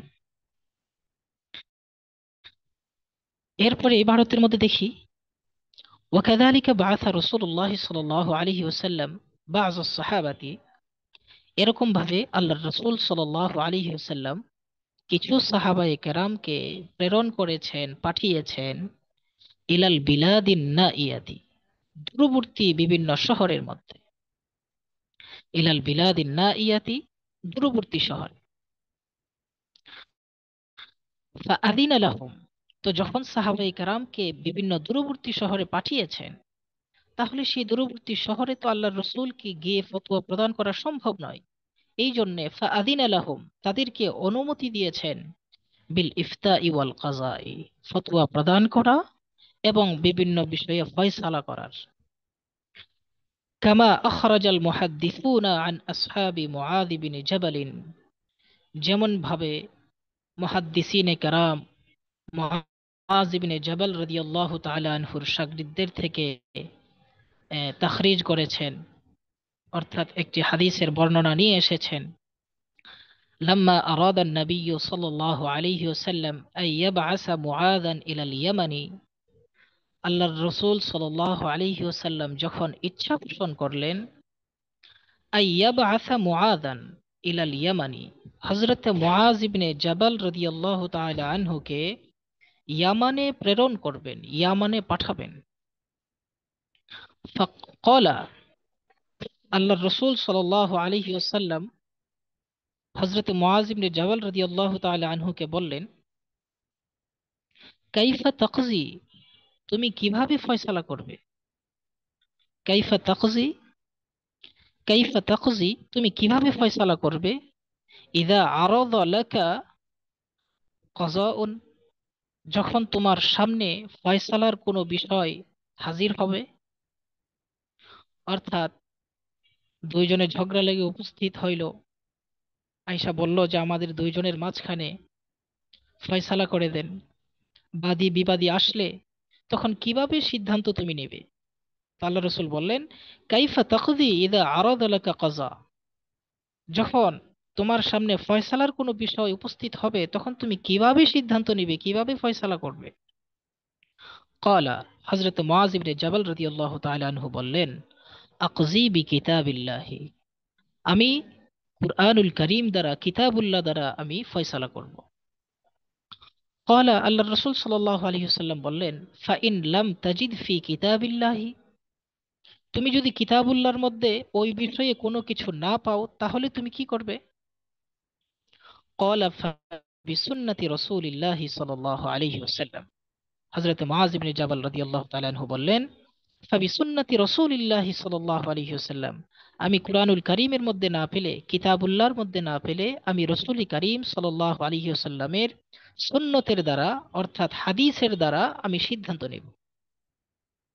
ক্বালা, আল্লাহর রাসূল আবার জিজ্ঞাসা করলেন, ফাইন লাম তাজিদ ফি সুন্নতি রাসূলিল্লাহি সাল্লাল্লাহু আলাইহি ওয়াসাল্লাম ওয়ালা ফি কিতাবিল্লাহি, যদি বিষয়টা এমন হয় যে কুরআনুল কারীমের মধ্যেও নাই, আবার রাসূলের সুন্নতের মধ্যেও নাই, তাহলে তুমি সিদ্ধান্ত কিভাবে নেবে? ক্বালা আজতাহিদু রাই ওয়ালা আলু, তিনি বললেন যে আমি এই বিষয়ে ইজতিহাদ করব, গবেষণা করব এবং এই বিষয়ে কোনো ধরনের কোনো কোতাহি করব না, কোনো কমতি রাখবো না। তাহলে আল্লাহর রাসূল সাল্লাল্লাহু আলাইহি ওয়াসাল্লামের কাছে তার জবাব ছিল যে আমি সিদ্ধান্ত নিব কুরআনুল কারীম দ্বারা, কুরআনুল কারীমে না থাকলে রাসূলের সুন্নতের দ্বারা, সুন্নতের মধ্যেও যদি না থাকে তাহলে আমি নিজের বিবেক বুদ্ধি এই সবগুলো দ্বারা আমি গবেষণা করব, তারপর সিদ্ধান্ত নিব। ফাযরাবা রাসূলুল্লাহ সাল্লাল্লাহু আলাইহি ওয়াসাল্লাম সাদরাহু, আল্লাহর রাসূল সাল্লাল্লাহু আলাইহি ওয়াসাল্লাম তার উত্তর শুনে খুশি হয়ে গেলেন। খুশি হয়ে ফাযরাবা রাসূলুল্লাহ সাল্লাল্লাহু আলাইহি ওয়াসাল্লাম সাদরাহু, আল্লাহর রাসূল সাল্লাল্লাহু আলাইহি ওয়াসাল্লাম তার হাতকে হযরত মুআয ইবনে জাবালের বুকের মধ্যে রাখলেন। ফাকালা, এবং আল্লাহর রাসূল বললেন, আলহামদুলিল্লাহ, সমস্ত প্রশংসা আল্লাহ তাআলার জন্য, আল্লাযী ওয়াফাকা রাসূলা রাসূলিল্লাহ, যিনি, প্রথম রসুল দ্বারা উদ্দেশ্য হচ্ছে দূত অর্থাৎ প্রতিনিধি, দ্বিতীয় রসূলিল্লাহ দ্বারা উদ্দেশ্য হচ্ছে আল্লাহর রসুল। তো আল্লাহর রসুল বলেন, আল্লাযী ওয়াফাকা রাসূলা রাসূলিল্লাহ, যিনি আল্লাহর রসুলের দূতকে তৌফিক দিয়েছেন, লিমা ইউরদি রাসূলুল্লাহ, যার দ্বারা আল্লাহর রসুল সাল্লাল্লাহু আলাইহি ওয়াসাল্লাম খুশি হলেন, সন্তুষ্ট হলেন। আল্লাহর রসুল সন্তুষ্ট হওয়ার মতো তৌফিক আল্লাহর রসুলের প্রতিনিধির মধ্যে আল্লাহ পাক দিয়েছেন, এই জন্য আল্লাহ পাকের শুকরিয়া আদায় করলেন। তাহলে এই পাঠ থেকে আমাদের সামনে যে ব্যাপারটি পূর্ণরূপে স্পষ্ট হচ্ছে সেটি হচ্ছে আল্লাহর রসুল সাল্লাল্লাহু আলাইহি ওয়াসাল্লামের জামানার মধ্যে আল্লাহর রসুল একক মুফতি ছিলেন। আল্লাহর রসুল একাই ফতোয়া প্রদান করতেন, আর কেউ ফতোয়া প্রদান করতেন না। তবে মাঝে মাঝে আল্লাহর রসুল সাল্লাল্লাহু আলাইহি ওয়াসাল্লাম যদি কাউকে ফতোয়া প্রদানের অনুমতি দিতেন কিংবা কোনো বিষয় ফয়সালার অনুমতি দিতেন, তাহলে তারা ফতোয়া প্রদান করতেন এবং ফয়সালা করতেন। যেমনটা আমরা প্রথম রিওয়ায়াত থেকে জানতে পেরেছি, আল্লাহর রসুল সাল্লাল্লাহু আলাইহি ওয়াসাল্লাম হযরতে ওমরকে ফয়সালা করার অনুমতি প্রদান করেছিলেন। এবং আমরা দ্বিতীয় রিওয়ায়াত থেকে জানতে পেরেছি আল্লাহর রসুল সাল্লাল্লাহু আলাইহি ওয়াসাল্লাম হযরতে মুআয ইবনে জাবালের ইজতিহাদ করার যে সিদ্ধান্ত তিনি শুনিয়েছেন, আল্লাহর রসুল সাল্লাল্লাহু আলাইহি ওয়াসাল্লাম তাতে সম্মতি প্রদান করেছেন। এই ছিল আমাদের প্রথম আলোচ্য বিষয়, যে আল্লাহর রসুল সাল্লাল্লাহু আলাইহি ওয়াসাল্লামের জামানাতে ফতোয়ার কাঠামো কেমন ছিল। এখন আমরা দ্বিতীয় আলোচ্য বিষয়ে ফিরি।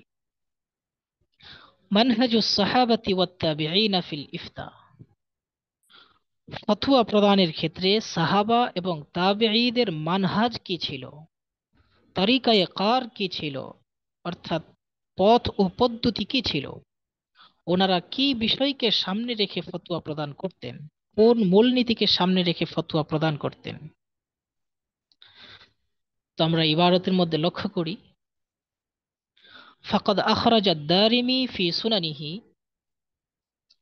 ইমাম দারিমি তিনি ওনার সুনানের মধ্যে, অর্থাৎ সুনানে দারিমির মধ্যে তিনি তাখরিজ করেছেন, উল্লেখ করেছেন, আন্না ওমর ইবনুল খাত্তাব কাতাবা ইলাইহি।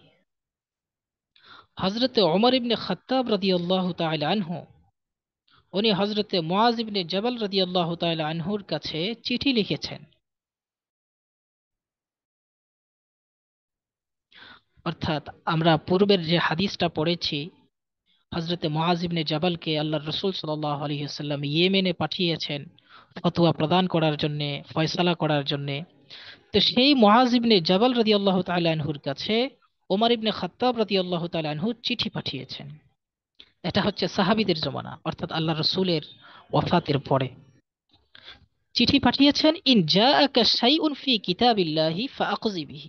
চিঠির মধ্যে তিনি লিখেছেন, হে মুআয ইবনে জাবাল, ইন জাআকা শাইউন, যদি তোমার কাছে ফয়সালার জন্য এমন কোনো বিষয় আসে, ফি কিতাবিল্লাহি, যেটা আল্লাহ পাকের কিতাবের মধ্যে রয়েছে, ফাআকযি বিহি, তাহলে তুমি কিতাবুল্লাহ দ্বারা সেটার সিদ্ধান্ত নাও, সেটার ফয়সালা করো। ওয়ালা তালফাতান্নাকা আনহুর রিজাল, এবং এর থেকে যেন মানুষ মুখ ফিরিয়ে না নেয়। অর্থাৎ কিতাবুল্লাহ দ্বারা তুমি যে সিদ্ধান্ত নিবে, এটা কিন্তু সকলের জন্য মানা বাধ্যতামূলক, কেউ এটার থেকে মুখ ফিরিয়ে নেওয়ার কোনো সুযোগ নেই। ফাইন জাআকা মা লাইসা ফি কিতাবিল্লাহি, আর যদি তোমার কাছে এমন কোনো বিষয় আসে যেটা কিতাবুল্লাহর মধ্যে নেই, ফাংজুর ফি সুন্নতি রাসূলিল্লাহি সাল্লাল্লাহু আলাইহি ওয়াসাল্লাম, তাহলে তুমি রসূল করিম সাল্লাল্লাহু আলাইহি ওয়াসাল্লামের সুন্নতের মধ্যে লক্ষ্য করবে যে সিদ্ধান্ত নেওয়ার সে বিষয়ে রসূল করিমের সুন্নতের মধ্যে কোনো কিছু আছে কিনা। যদি থাকে, ফাকজি বিহা, তাহলে রসূলের সুন্নত দ্বারা তুমি ফয়সালা করবে। ফাইন জাআকা, আর যদি তোমার কাছে আসে, মা লাইসা ফি কিতাবিল্লাহ, যে বিষয়ে কিতাবুল্লাহর মধ্যেও কোনো কিছু নাই, ওয়ালাম ইয়াকুন ফিহি সুন্নাতুম মিন রাসূলিল্লাহ, এবং সে বিষয়ে আল্লাহর রসূলের সুন্নতের মধ্যেও কোনো কিছু নাই, ফাংজুর, তাহলে তুমি ভালো করে লক্ষ্য করবে, মা ইজতামা আলাইহি নাসু ফাখুজ বিহি, সেই বিষয়ে আল্লাহর রসূল সাল্লাল্লাহু আলাইহি ওয়াসাল্লামের পরে সকল মানুষের ঐক্য আছে কিনা, ইজমা আছে কিনা। যদি ইজমা থাকে, ফাখুজ বিহি, তাহলে সেটাকে তুমি গ্রহণ করো, অর্থাৎ ইজমা অনুযায়ী তুমি ফয়সালা করবে। ফাইন জাআকা, আর যদি তোমার কাছে আসে এমন কোনো বিষয়, মা লাইসা ফি কিতাবিল্লাহ, যেটা কিতাবুল্লাহর মধ্যে নেই, ওয়ালাম ইয়াকুন ফিহি সুন্নাতুম মিন রাসূলিল্লাহ, এবং এই বিষয়ে রসূলের সুন্নতের মধ্যেও কোনো কিছু নেই। ওয়ালাম ইয়াতাকাল্লাম ফীহি আহাদুন ক্বাবলাকা, এবং তোমার পূর্বে এই বিষয়ে কেউ কোনো কথাবার্তা বলে নাই। অর্থাৎ আল্লাহর রসূল সাল্লাল্লাহু আলাইহি সাল্লামের পরে কিবারে সাহাবাদের কোনো মতামত এই বিষয়ে নাই। ফাখতার, তাহলে তুমি গ্রহণ করবে আইয়ুল আমরাইনি শিতা, দুই বিষয়ের মধ্য থেকে যে কোনো একটাকে। দুটি বিষয় কি কি? এক নম্বর হচ্ছে ইন শিতা, যদি তুমি চাও, আন তাজতাহিদা বিরাইকা, তুমি তোমার রায় অনুযায়ী গবেষণা করতে পারো। তুমি তোমার বুদ্ধি, তুমি তোমার ইলম, এগুলোকে সামনে রেখে তুমি ইজতিহাদ করতে পারো। সুম্মা তাতাকাদ্দামা ফাতাকাদ্দাম, এভাবে গবেষণা করে যদি তুমি অগ্রগামী হতে চাও তাহলে তুমি অগ্রগামী হতে পারো। দ্বিতীয় অপশন হচ্ছে ওয়া ইন শিতা, আর যদি তুমি চাও, আন তাতাআখারা, এই বিষয়ে তুমি অগ্রগামী না হয়ে বরং পিছু হটবে, ফাতাআখারা, তাহলে তুমি পিছুও হটতে পারো। অর্থাৎ তুমি যদি স্বতন্ত্রভাবে গবেষণা করে এই বিষয়ে কোনো সিদ্ধান্ত নিতে না চাও তাহলেও তুমি পারবে।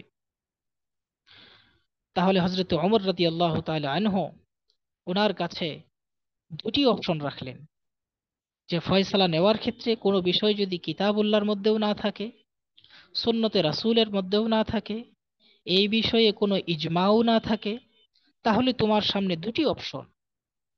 তুমি তোমার মেধা বুদ্ধি দ্বারা গবেষণা করবে, গবেষণা করে সে বিষয়ে চাইলে তুমি অগ্রগামী হতে পারো, কিংবা এই বিষয়ে তুমি ইজতিহাদ না করে তুমি পিছু হটতে পারো।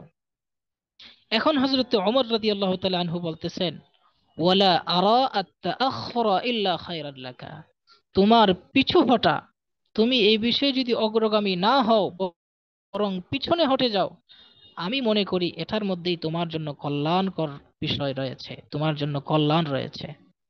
অর্থাৎ তিনি ইজতিহাদ করার ক্ষেত্রে তিনি বেশি একটা তারগীব দেন নাই।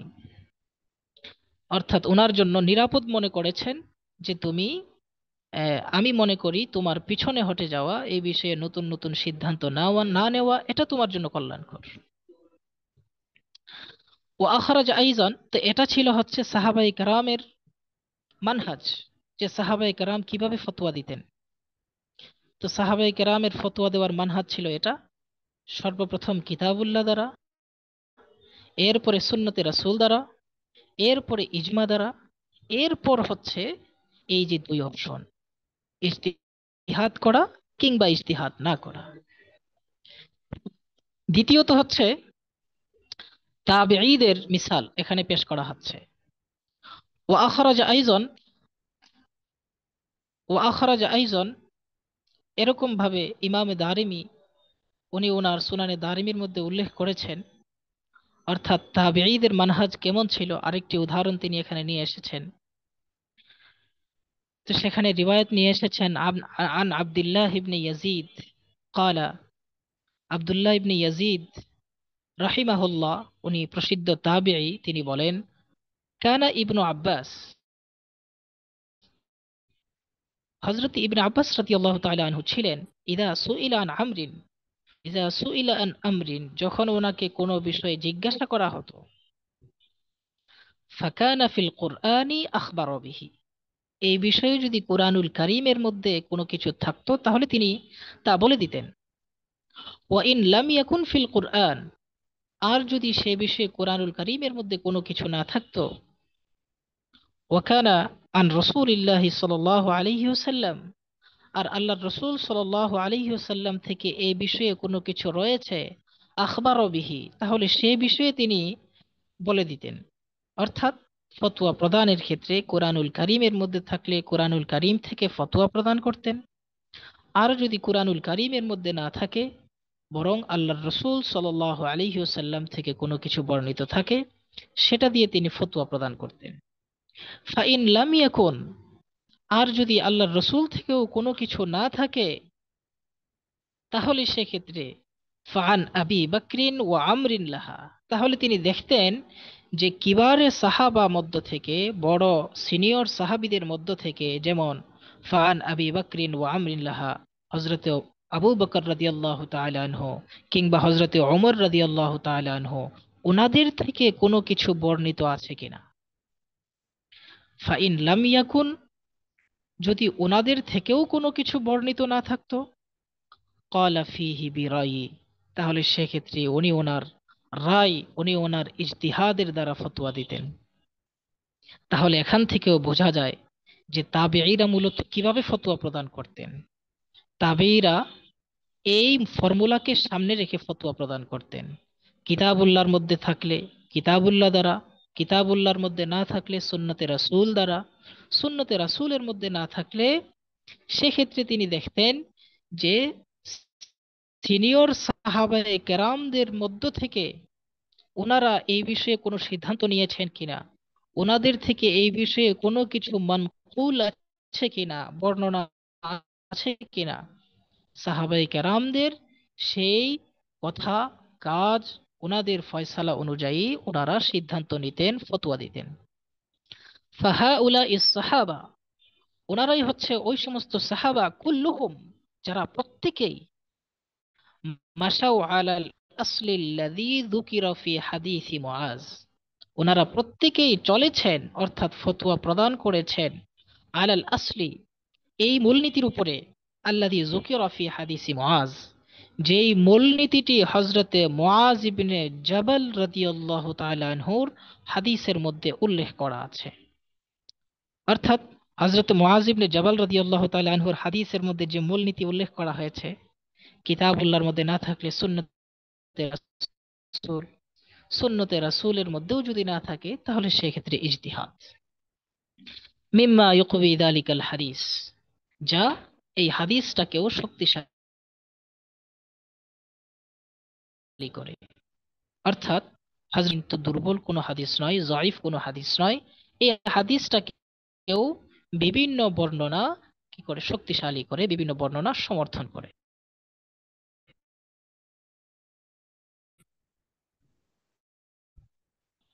এই যে দ্বিতীয় সাহাবাত ফিল ইফতা প্রদানের ক্ষেত্রে তাবিঈ এবং সাহাবায়ে কেরামের মানহাজ কি ছিল, পদ্ধতি কি ছিল, আমরা এখান থেকে জানতে পারলাম সাহাবায়ে কেরামের পদ্ধতি ছিল এটা যে ওনারা সর্বপ্রথম কিতাবুল্লাহ দ্বারা ফতোয়া প্রদান করতেন, সিদ্ধান্ত নিতেন। কিতাবুল্লাহর মধ্যে না থাকলে সুন্নতে রাসূল দ্বারা ফতোয়া প্রদান করতেন, সিদ্ধান্ত নিতেন। কিতাবুল্লাহর মধ্যে না থাকলে ওনারা সেক্ষেত্রে ইজতিহাদ করতেন। আর তাবেঈদের ক্ষেত্রে আমরা জানতে পারলাম যে তাবেঈরা ওনারা ফতোয়া প্রদান করতেন কিভাবে, সর্বপ্রথম কিতাবুল্লাহ দ্বারা, দ্বিতীয়ত সুন্নতে রাসূল দ্বারা, তৃতীয়ত সুন্নতে রাসূলে কোনো কিছু না থাকলে কিবারে সাহাবা, সিনিয়র যে সাহাবায়ে কেরাম, সেই সাহাবায়ে কেরামদের অনুসরণ করে ওনারা ফতোয়া প্রদান করতেন। আর যদি সাহাবায়ে কেরাম থেকে কোনো কিছু মানকুল না থাকে সেক্ষেত্রে ওনারা ইজতিহাদ করতেন। অবশ্য তাবেঈদের ফতোয়া প্রদানের একটা আলোচনা সামনে আরো আছে। এই ছিল আমাদের দ্বিতীয় আলোচ্য বিষয়। আমাদের আজকের তৃতীয় আরেকটা আলোচ্য বিষয় আছে, সেটি হচ্ছে আল ফাতওয়া ফি আহদি সাহাবাতি। আগে ছিল সাহাবায়ে কেরামের ফতোয়ার মানহাজ কি ছিল, পদ্ধতি কি ছিল।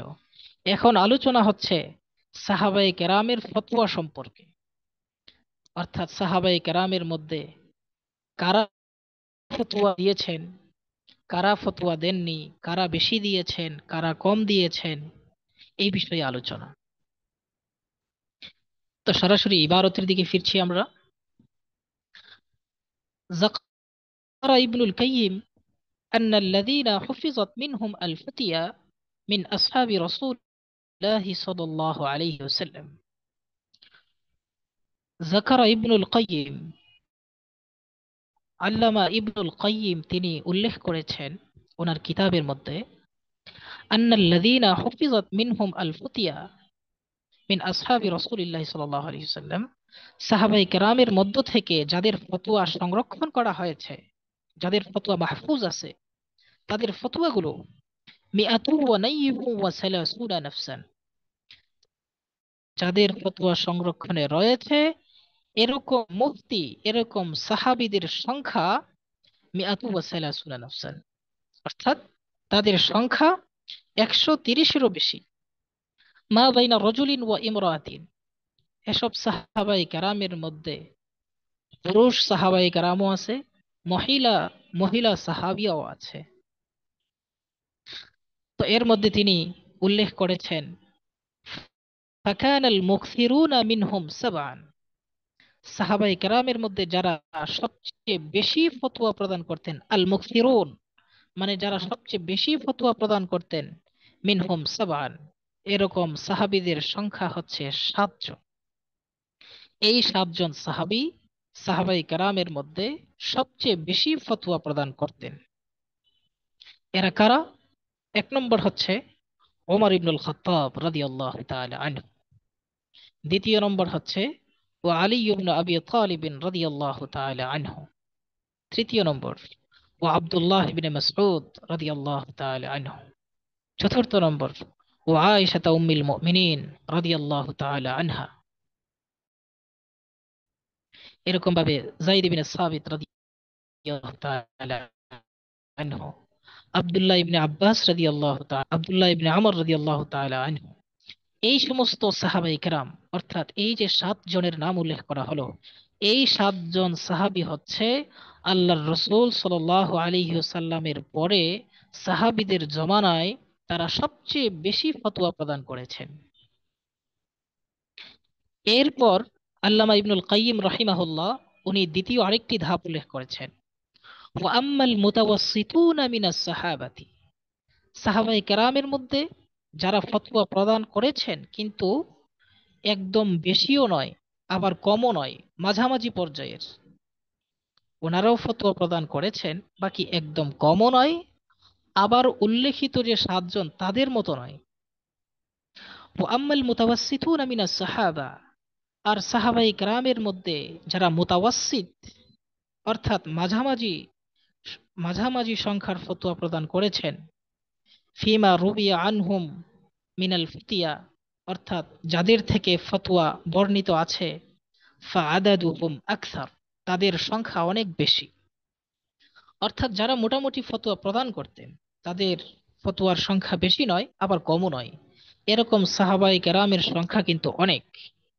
তো এখানে তিনি নাম উল্লেখ করেছেন মিনহুম, এই সাহাবায়ে কেরামের মধ্য থেকে আছেন আবু বকরিন সিদ্দিক রাদিয়াল্লাহু তাআলা আনহু, ওয়া উম্মি সালামা রাদিয়াল্লাহু তাআলা আনহা, ওয়া আনাস ইবনে মালিক রাদিয়াল্লাহু তাআলা আনহু, ওয়া আবু সাঈদ আল খুদরি রাদিয়াল্লাহু তাআলা আনহু, ওয়া আবু হুরায়রা রাদিয়াল্লাহু তাআলা আনহু, ওয়া উসমান ইবনে আফফান রাদিয়াল্লাহু তাআলা আনহু, ওয়া আব্দুল্লাহ ইবনে আমর ইবনে আল আস রাদিয়াল্লাহু তাআলা আনহু, ওয়া আবু মুসা আল আশআরি রাদিয়াল্লাহু তাআলা আনহু, ওয়া সাদ ইবনে আবি ওয়াক্কাস রাদিয়াল্লাহু তাআলা আনহু, وسلمان الفارسي رضي الله تعالى عنه، وجابر بن عبد الله، ومعاذ بن جبل، وطلحة والزبير وعبد الرحمن بن عوف، وعمران بن حسين، وعبادة بن الصامت، ومعاوية بن أبي سفيان رضي الله تعالى عنهم أجمعين। তো এই যে এখানে যাদের নাম উল্লেখ করা হয়েছে, এই সাহাবায়ে কেরাম রাদিয়াল্লাহু তাআলা আলাইহিম আজমাইন, ওনারা হচ্ছেন ফতোয়া প্রদান করতেন, তবে ওনাদের ফতোয়ার সংখ্যা উল্লেখিত প্রথম প্রকারে যে 7 জনের নাম উল্লেখ করা হয়েছে ওনাদের মতো বেশি ফতোয়া প্রদান করেননি, ওনাদের ফতোয়ার সংখ্যা কম। তাহলে আমরা সাহাবায়ে কেরামের মধ্যে যারা ফতোয়া প্রদান করেছেন এখানে আমরা দুইটা স্তর পাইলাম। প্রথম স্তরে হচ্ছেন 7 জন সাহাবী আছেন যিনারা সবচেয়ে বেশি ফতোয়া প্রদান করেছেন। দ্বিতীয় আরেকটি স্তর পেলাম যিনারা মুতাওয়াসসিত, যাদের ফতোয়ার সংখ্যা মাধ্যমিক, বেশিও না কমও না, এরকম আরেকটি তবকা আমরা পেলাম। এরপরে ইবারতের মধ্যে খেয়াল করলে ভালো হয়, কালা ইবনু হাজম, আল্লামা ইবনে হাজম তিনি উল্লেখ করেছেন, উনি বলেছেন ইউমকিনু আন ইউজমাআ মিন ফুতিয়া কুল্লু ওয়াহিদি মিনহুম, এই যে দ্বিতীয় ধাপের যে সাহাবায়ে কেরাম ওনাদের প্রত্যেকের ফতোয়া মাধ্যমিক পর্যায়ের সংখ্যায় আছে, এর মানে হচ্ছে এদের ফতোয়াগুলোকে যদি একত্রিত করা হয়, ইউমকিনু আন ইউজমা মিন ফুতিয়া কুল্লি ওয়াহিদিন, প্রত্যেকের ফতোয়াগুলোকে যদি একত্রিত করা সম্ভব হয়, তাহলে মিনহুম জুজউন সাগীরুন জিদ্দান, এটি ছোটখাটো একটি কিতাব হয়ে যাবে। প্রত্যেকের ফতোয়াগুলোকে যদি একত্রিত করা হয়, তাহলে একটি সংক্ষিপ্ত ছোট একটি কিতাবের রূপ নেবে। তার মানে হচ্ছে ওনাদের ফতোয়ার সংখ্যা একদম কম নয়, আবার একদম বেশিও নয়। তো এই ছিল হচ্ছে দুইটা স্তর। প্রথম স্তর হচ্ছে আল মুকসিরুন, সাহাবাই কেরামদের মধ্য থেকে যারা বেশি বেশি ফতোয়া প্রদান করেছেন। দ্বিতীয় নম্বর স্তর হচ্ছে আল মুতাওয়াসসিতুন, যারা ফতোয়া প্রদান করেছেন বেশিও না আবার কমও না। তৃতীয় নম্বর স্তর ওয়াল বাকুনা মিনাস সাহাবাতি লাহু মুকিল্লুনা ফিল ফাতাওয়া, বাকি সমস্ত সাহাবায়ে কেরাম ওনারা ফতোয়ার ক্ষেত্রে হচ্ছে আল মুকিল্লুন, অর্থাৎ ওনারা কম ফতোয়া প্রদান করেছেন। এই কমের পরিমাণটা কি? কমের পরিমাণটা হচ্ছে লা ইউরওয়া আন ওয়াহিদিন মিনহুম ইল্লাল মাসআলাতু ওয়াল মাসআলাতান, তাদের থেকে কারো থেকে হয়তো একটি মাসালার ব্যাপারে ফতোয়া পাওয়া যায়, কারো থেকে হয়তো দুটি মাসালার ব্যাপারে ফতোয়া পাওয়া যায়, এরকম সংখ্যা, অর্থাৎ একটা কিংবা দুইটা। তো এরকম একটা দুইটা ফতোয়া সমস্ত সাহাবায়ে কেরামই প্রদান করেছেন। তাহলে আমরা এখানে তিনটা স্তর পেয়ে গেলাম। সাহাবায়ে কেরামের মধ্যে যারা ফতোয়া প্রদান করেছেন, এক নম্বর স্তর হচ্ছে আল মুকসিরুনা মিনাস সাহাবা, সাহাবায়ে কেরামের মধ্যে যারা কাসরতের সাথে বেশি বেশি ফতোয়া প্রদান করেছেন। দ্বিতীয় নম্বর স্তর হচ্ছে আল মুতাওয়াসসিতুনা মিনাস সাহাবা, সাহাবায়ে কেরামদের মধ্য থেকে যারা মাঝামাঝি সংখ্যায় ফতোয়া দিয়েছেন, যাদের ফতোয়ার সংখ্যা বেশিও না আবার একদম কমও না। তৃতীয় নম্বর স্তর হচ্ছে আল মুকিল্লুনা মিনাস সাহাবা, সাহাবায়ে কেরামের মধ্যে যারা কম ফতোয়া প্রদান করেছেন, অর্থাৎ এই কমের সংখ্যা হচ্ছে একটি ফতোয়া কিংবা দুইটি ফতোয়া। তাহলে আমরা এখানে তিনটি স্তর পেয়ে গেলাম। এরপরে নিচে আরেকটু খেয়াল করলে ভালো হয়। وقد جمع بعض العلماء المعاصرين فتاوى هؤلاء الصحابة له في كتب مفردة، সাহাবায়ে কেরাম যে ফতোয়া প্রদান করেছেন, সাহাবায়ে কেরামের ফতোয়াগুলোকে পরবর্তীতে বিভিন্ন মনীষী ওনারা বিভিন্ন কিতাব আকারে রূপ দিয়েছেন। তো এখানে সেই কিতাবগুলোর একটি লিস্ট উপস্থাপন করা হচ্ছে। ওয়াকাদ জামা বাযুল উলামা আল মুআসিরিন, সমকালীন কিছু উলামায়ে কেরাম ওনারা উল্লেখিত সাহাবায়ে কেরামের ফতোয়াগুলোকে একত্রিত করেছেন ফি কুতুবিন মুফরাদাতিন, বিভিন্ন একক একক কিতাব আকারে। নাজকুরু মিনহা মা ইয়ালি, আমরা নিচে এগুলোকে উল্লেখ করছি। অর্থাৎ সাহাবায়ে কেরাম যে ফতোয়া প্রদান করেছেন, সাহাবায়ে কেরামের ফতোয়াগুলো বিভিন্ন কিতাব আকারে আমাদের সমকালীন উলামায়ে কেরাম একত্রিত করেছেন, সমকালীন উলামায়ে কেরাম বিভিন্ন কিতাব আকারে রূপ দিয়েছেন। তো এর মধ্যে কিতাবগুলোর একটি লিস্ট উপস্থাপন করা হচ্ছে। এক নম্বর, সবাই দেখতে পাচ্ছেন, মাওসুআতু ফিকহি আবি বকরিন সিদ্দিক, হযরতে আবু বকর রাদিয়াল্লাহু তাআলা আনহু যেসব ফতোয়া প্রদান করেছেন, ওনার ফতোয়াগুলোকে এই কিতাবের মধ্যে উল্লেখ করা হয়েছে। এই কিতাবের নাম হচ্ছে মাওসুআতু ফিকহি আবি বকরিন সিদ্দিক। এই কিতাবটি যিনি ফতোয়াগুলো জমা করেছেন, ওনার ফতোয়াটা যেটা তালিফ করেছেন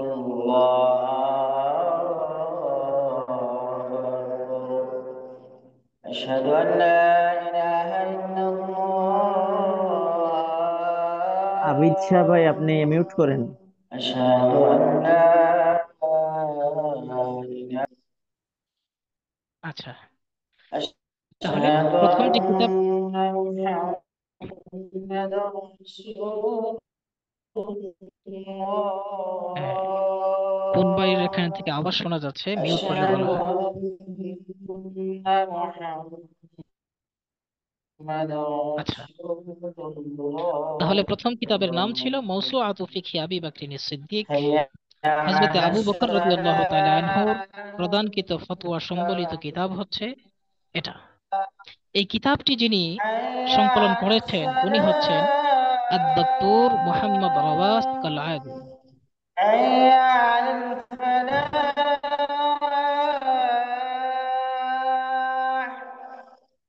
حي على الفلاح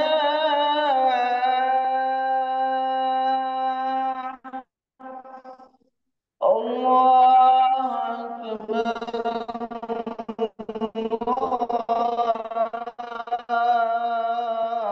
يا الله আচ্ছা, কোন ভাইয়ের এখান থেকে আওয়াজ শোনা যাচ্ছিল? আশা করি আপনি মিউট করবেন। তাহলে দ্বিতীয় নম্বর কিতাব হচ্ছে মাওসুআতু ফিকহি ওমর ইবনুল খাত্তাব। হযরত ওমর ইবনে খাত্তাব রাদিয়াল্লাহু তাআলা আনহুর প্রদানকৃত যে ফতোয়াগুলো, এই ফতোয়াগুলোকে একত্রিত করেছেন, সংকলন করেছেন আদ-দক্তর মুহাম্মদ রওয়াস কালআজি। মুহাম্মদ রওয়াস কালআজি উনি হযরতে আবু বকর রাদিয়াল্লাহু তাআলা আনহুর ফতোয়াগুলোকেও একটি কিতাবের রূপ দিয়েছেন, হযরত ওমর ইবনে খাত্তাব রাদিয়াল্লাহু তাআলা আনহুর ফতোয়াগুলোকেও তিনি একটি কিতাবের রূপ দিয়েছেন। তো এগুলো হচ্ছে সাহাবায়ে কেরামের ফতোয়া, যেগুলো তিনি ওনারা প্রদান করেছেন, এগুলোকে একত্রিত করে বিভিন্ন কিতাব। তৃতীয় নম্বর কিতাব ফিকহু ওমর ইবনুল খাত্তাব, এটাকে সংকলন করেছেন আদ-দক্তর রুয়াই বিন রাজিহ আর-রাহিলি। চতুর্থ নম্বর ফিকহু ওমর ইবনুল খাত্তাব রাদিয়াল্লাহু তাআলা আনহু, এই কিতাবটি রচনা করেছেন আল-আল্লামাতু শাহ ওলিউল্লাহ আদ-দেহলভী রাহিমাহুল্লাহু তাআলা। পঞ্চম নম্বর হচ্ছে মওসুআতু ফিকহি উসমান ইবনে আফফান। হযরত ওসমান বিন আফফান রাদিয়াল্লাহু তাআলা আনহুর প্রদানকৃত যে ফতোয়া, সেই ফতোয়াগুলোকে সংকলন করা হয়েছে। এই কিতাবটি সংকলন করেছেন আদ-দক্তর মুহাম্মদ রওয়াস কালআজি। 6 নম্বর মওসুআতু ফিকহি আলী ইবনে আবি তালিব। হযরতে আলী রাদিয়াল্লাহু তাআলা আনহু যেসব ফতোয়া প্রদান করেছেন, ওনার ফতোয়াগুলোকে একত্রিত করেছেন। এই কিতাবটিও সংকলন করেছেন আদ-দক্তর মুহাম্মদ রওয়াস কালআজি। 7 নম্বর মওসুআতু ফিকহি আয়েশা উম্মিল মুমিনিন। হযরত আয়েশা রাদিয়াল্লাহু তাআলা আনহা উনি যেসব ফতোয়া প্রদান করেছেন, হায়াতুহা ওয়া ফিকহুহা, হযরত আয়েশা রাদিয়াল্লাহু তাআলা আনহার জীবনী এবং ওনার ফিকা, যেহেতু আল্লাহর রাসূল সাল্লাল্লাহু আলাইহি ওয়াসাল্লামের জীবন সঙ্গিনী ছিলেন, আল্লাহর রাসূল সাল্লাল্লাহু আলাইহি ওয়াসাল্লামের পক্ষ থেকে একান্ত অনেক ইলম তিনি অর্জন করেছেন, যা অন্যরা সুযোগ পাননি। তো উনিও সেই একান্ত অনেক বিষয়ে ফতোয়া প্রদান করেছেন। ওনার এই ফতোয়াগুলোকে এই কিতাবের মধ্যে একত্রিত করা হয়েছে। এই কিতাবটি সংকলন করেছেন আশ-শাইখ সাঈদ ফায়েজ আদ-দাখিল। 8 নম্বর হচ্ছে মওসুআতু ফিকহি আব্দুল্লাহ ইবনে মাসউদ। হযরত আব্দুল্লাহ ইবনে মাসউদ রাদিয়াল্লাহু তাআলা আনহু উনি যেসব ফতোয়া প্রদান করেছেন, ওনার ফতোয়াগুলোকে এই কিতাবের মধ্যে একত্রিত করা হয়েছে। এই কাজটিও করেছেন আদ-দক্তর মুহাম্মদ রওয়াস কালআজি। 9 নম্বর হচ্ছে ফিকহু আনাস ইবনে মালিক লাহু। হযরত আনাস ইবনে মালিক রাদিয়াল্লাহু তাআলা আনহুর ফতোয়া, এখানে তিনি ওনার সবগুলোকে, উনি দর্সের মধ্যে যে ফিকহ পড়িয়েছেন এবং দর্সের বাহিরে যেসব ফতোয়া প্রদান করেছেন, সবগুলোকে একত্রিত করা হয়েছে এই কিতাবের মধ্যে। এই কিতাবটি রচনা করেছেন, সংকলন করেছেন আদ-দক্তর আব্দুল মুহসিন বিন মুহাম্মদ ইবনে আব্দুল মুহসিন। 10 নম্বর হচ্ছে মওসুআতু ফিকহি আব্দুল্লাহ ইবনে আমর। এখানে আব্দুল্লাহ ইবনে আমর রাদিয়াল্লাহু তাআলা আনহু ওনার ফিকাহকে উল্লেখ করা হয়েছে। এই কিতাবটিও সংকলন করেছেন আদ-দক্তর মুহাম্মদ রওয়াস কালআজি। 11 নম্বর হামিদাতু ইবনে আব্বাস আন জমহুরি সাহাবাতি ফিল আহকামিল ফিকহিয়া। হযরত ইবনে আব্বাস রাদিয়াল্লাহু তাআলা আনহু উনি জমহুরে সাহাবা সহ আহকামি ফিকহিয়ার যে সমস্ত ফতোয়া উনি প্রদান করেছেন, কিংবা উনি যেসব ফতোয়ার সাক্ষী হয়েছেন, এই ফতোয়াগুলোকে এই কিতাবের মধ্যে উল্লেখ করা হয়েছে। এই কিতাবটি সংকলন করেছেন মুহাম্মদ মুহাম্মদ সামিঈ সৈয়দ আব্দুর রহমান আর-রুস্তাকি। 12 নম্বর মুআজামু ফিকহি সালাফ। এই মুআজামু ফিকহি সালাফের মধ্যেও বিভিন্ন সাহাবায়ে কেরামের ফতোয়াকে উল্লেখ করা হয়েছে। এই কিতাবটি সংকলন করেছেন আশ-শাইখ মুহাম্মদ আল মুনসারিল মুহাম্মদ আল মুনতাসির আল শেখ মোহাম্মদ মুনতাসির আল কাতানি রাহিমাহুল্লাহ, উনি এই মুআজামু ফিকহিস সালাফ এটাকে সংকলন করেছেন।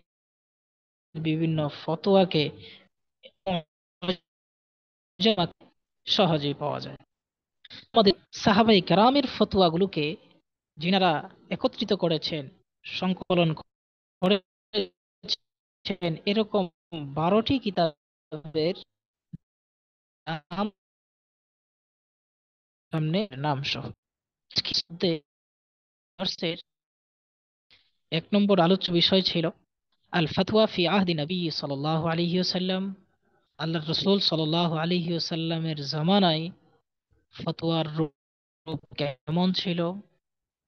2 নম্বর আলোচ্য বিষয় ছিল মানহাজু সাহাবাতি ওয়াত তাবিঈনা ফিল ইফতা, ফতোয়া প্রদান করার ক্ষেত্রে সাহাবা এবং তাবেঈদের পথ ও পদ্ধতি।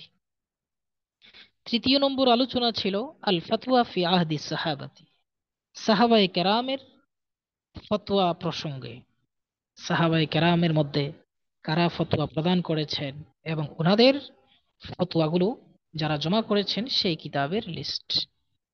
তাহলে আশা করি ইনশাআল্লাহ সবাই বুঝতে পেরেছেন এবং আলোচনা থেকে কিছু হলেও নোট করতে পেরেছেন। আমি আমার এই নোটটা আপনাদের গ্রুপের মধ্যে ইনশাআল্লাহ এখনই শেয়ার করে দিব। আর আপনাদের যদি কারো কোনো প্রশ্ন থাকে সেক্ষেত্রে ইনশাআল্লাহ প্রশ্ন করতে পারেন, সেই প্রশ্নের উত্তর প্রদান করা হবে ইনশাআল্লাহ। আসসালামু আলাইকুম। আমি ওই মানহাজুস সাহাবাদি আর তাবিঈন ফিল ইফতা এই ক্ষেত্রে যে হযরত দারিমি রাদিয়াল্লাহু তাআলা থেকে যে বর্ণনাটা উমর ইবনে খাত্তাব রাদিয়াল্লাহু বর্ণনা করেছেন, জি জি শেষে যে তিনি বলেছেন, আপনি বলেছেন যে তিনিও ইজতিহাদটা তেমন একটা পছন্দ করতেন না, এটা কেন? এটা হচ্ছে মূলত সতর্কতা স্বরূপ করেছেন। কারণ ইজতিহাদ করা এটা যেহেতু একটি পিচ্ছিল ব্যাপার, এটা অনেক ক্ষেত্রে তো ইজতিহাদ করতেই হবে, কিন্তু একটা হচ্ছে যখন সাধারণত মুরব্বীরা যেরকম ছোটদেরকে সতর্ক করে থাকে, এটা হচ্ছে সতর্ক করা যে ইজতিহাদ করতে পারো, বাকি আমার পক্ষ থেকে আমার রায় হচ্ছে তুমি যদি বিরত থাকো তাহলে সেক্ষেত্রে এটা তোমার জন্য কল্যাণকর। জি। জি। আর কারো কোনো প্রশ্ন থাকলে ইনশাল্লাহ করতে পারেন।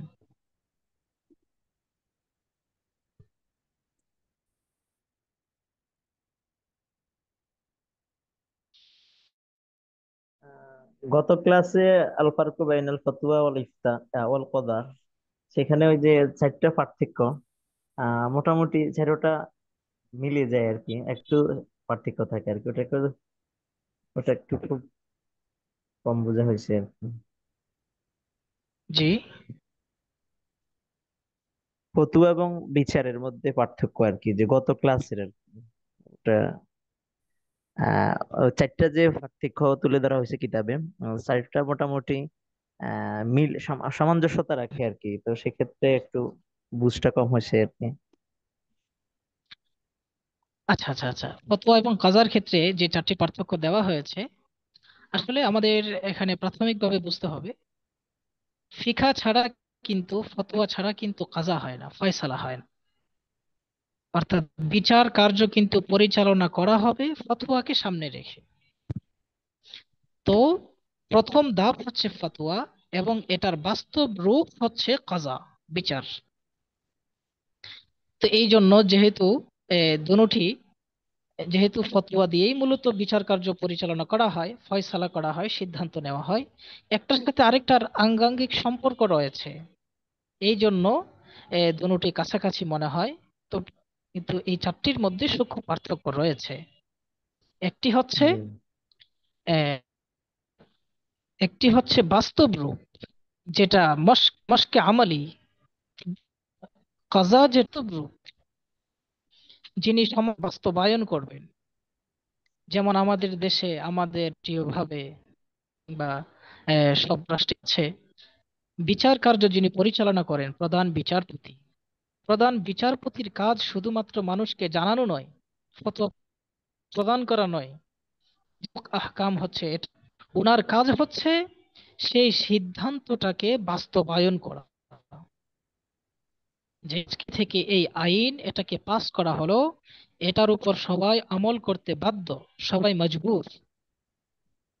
আর যিনি মুফতি, ওনার কাজ হচ্ছে শুধুমাত্র মানুষকে জানানো যে শরীয়তের সমাধান হচ্ছে এটা। উনি মানুষকে এই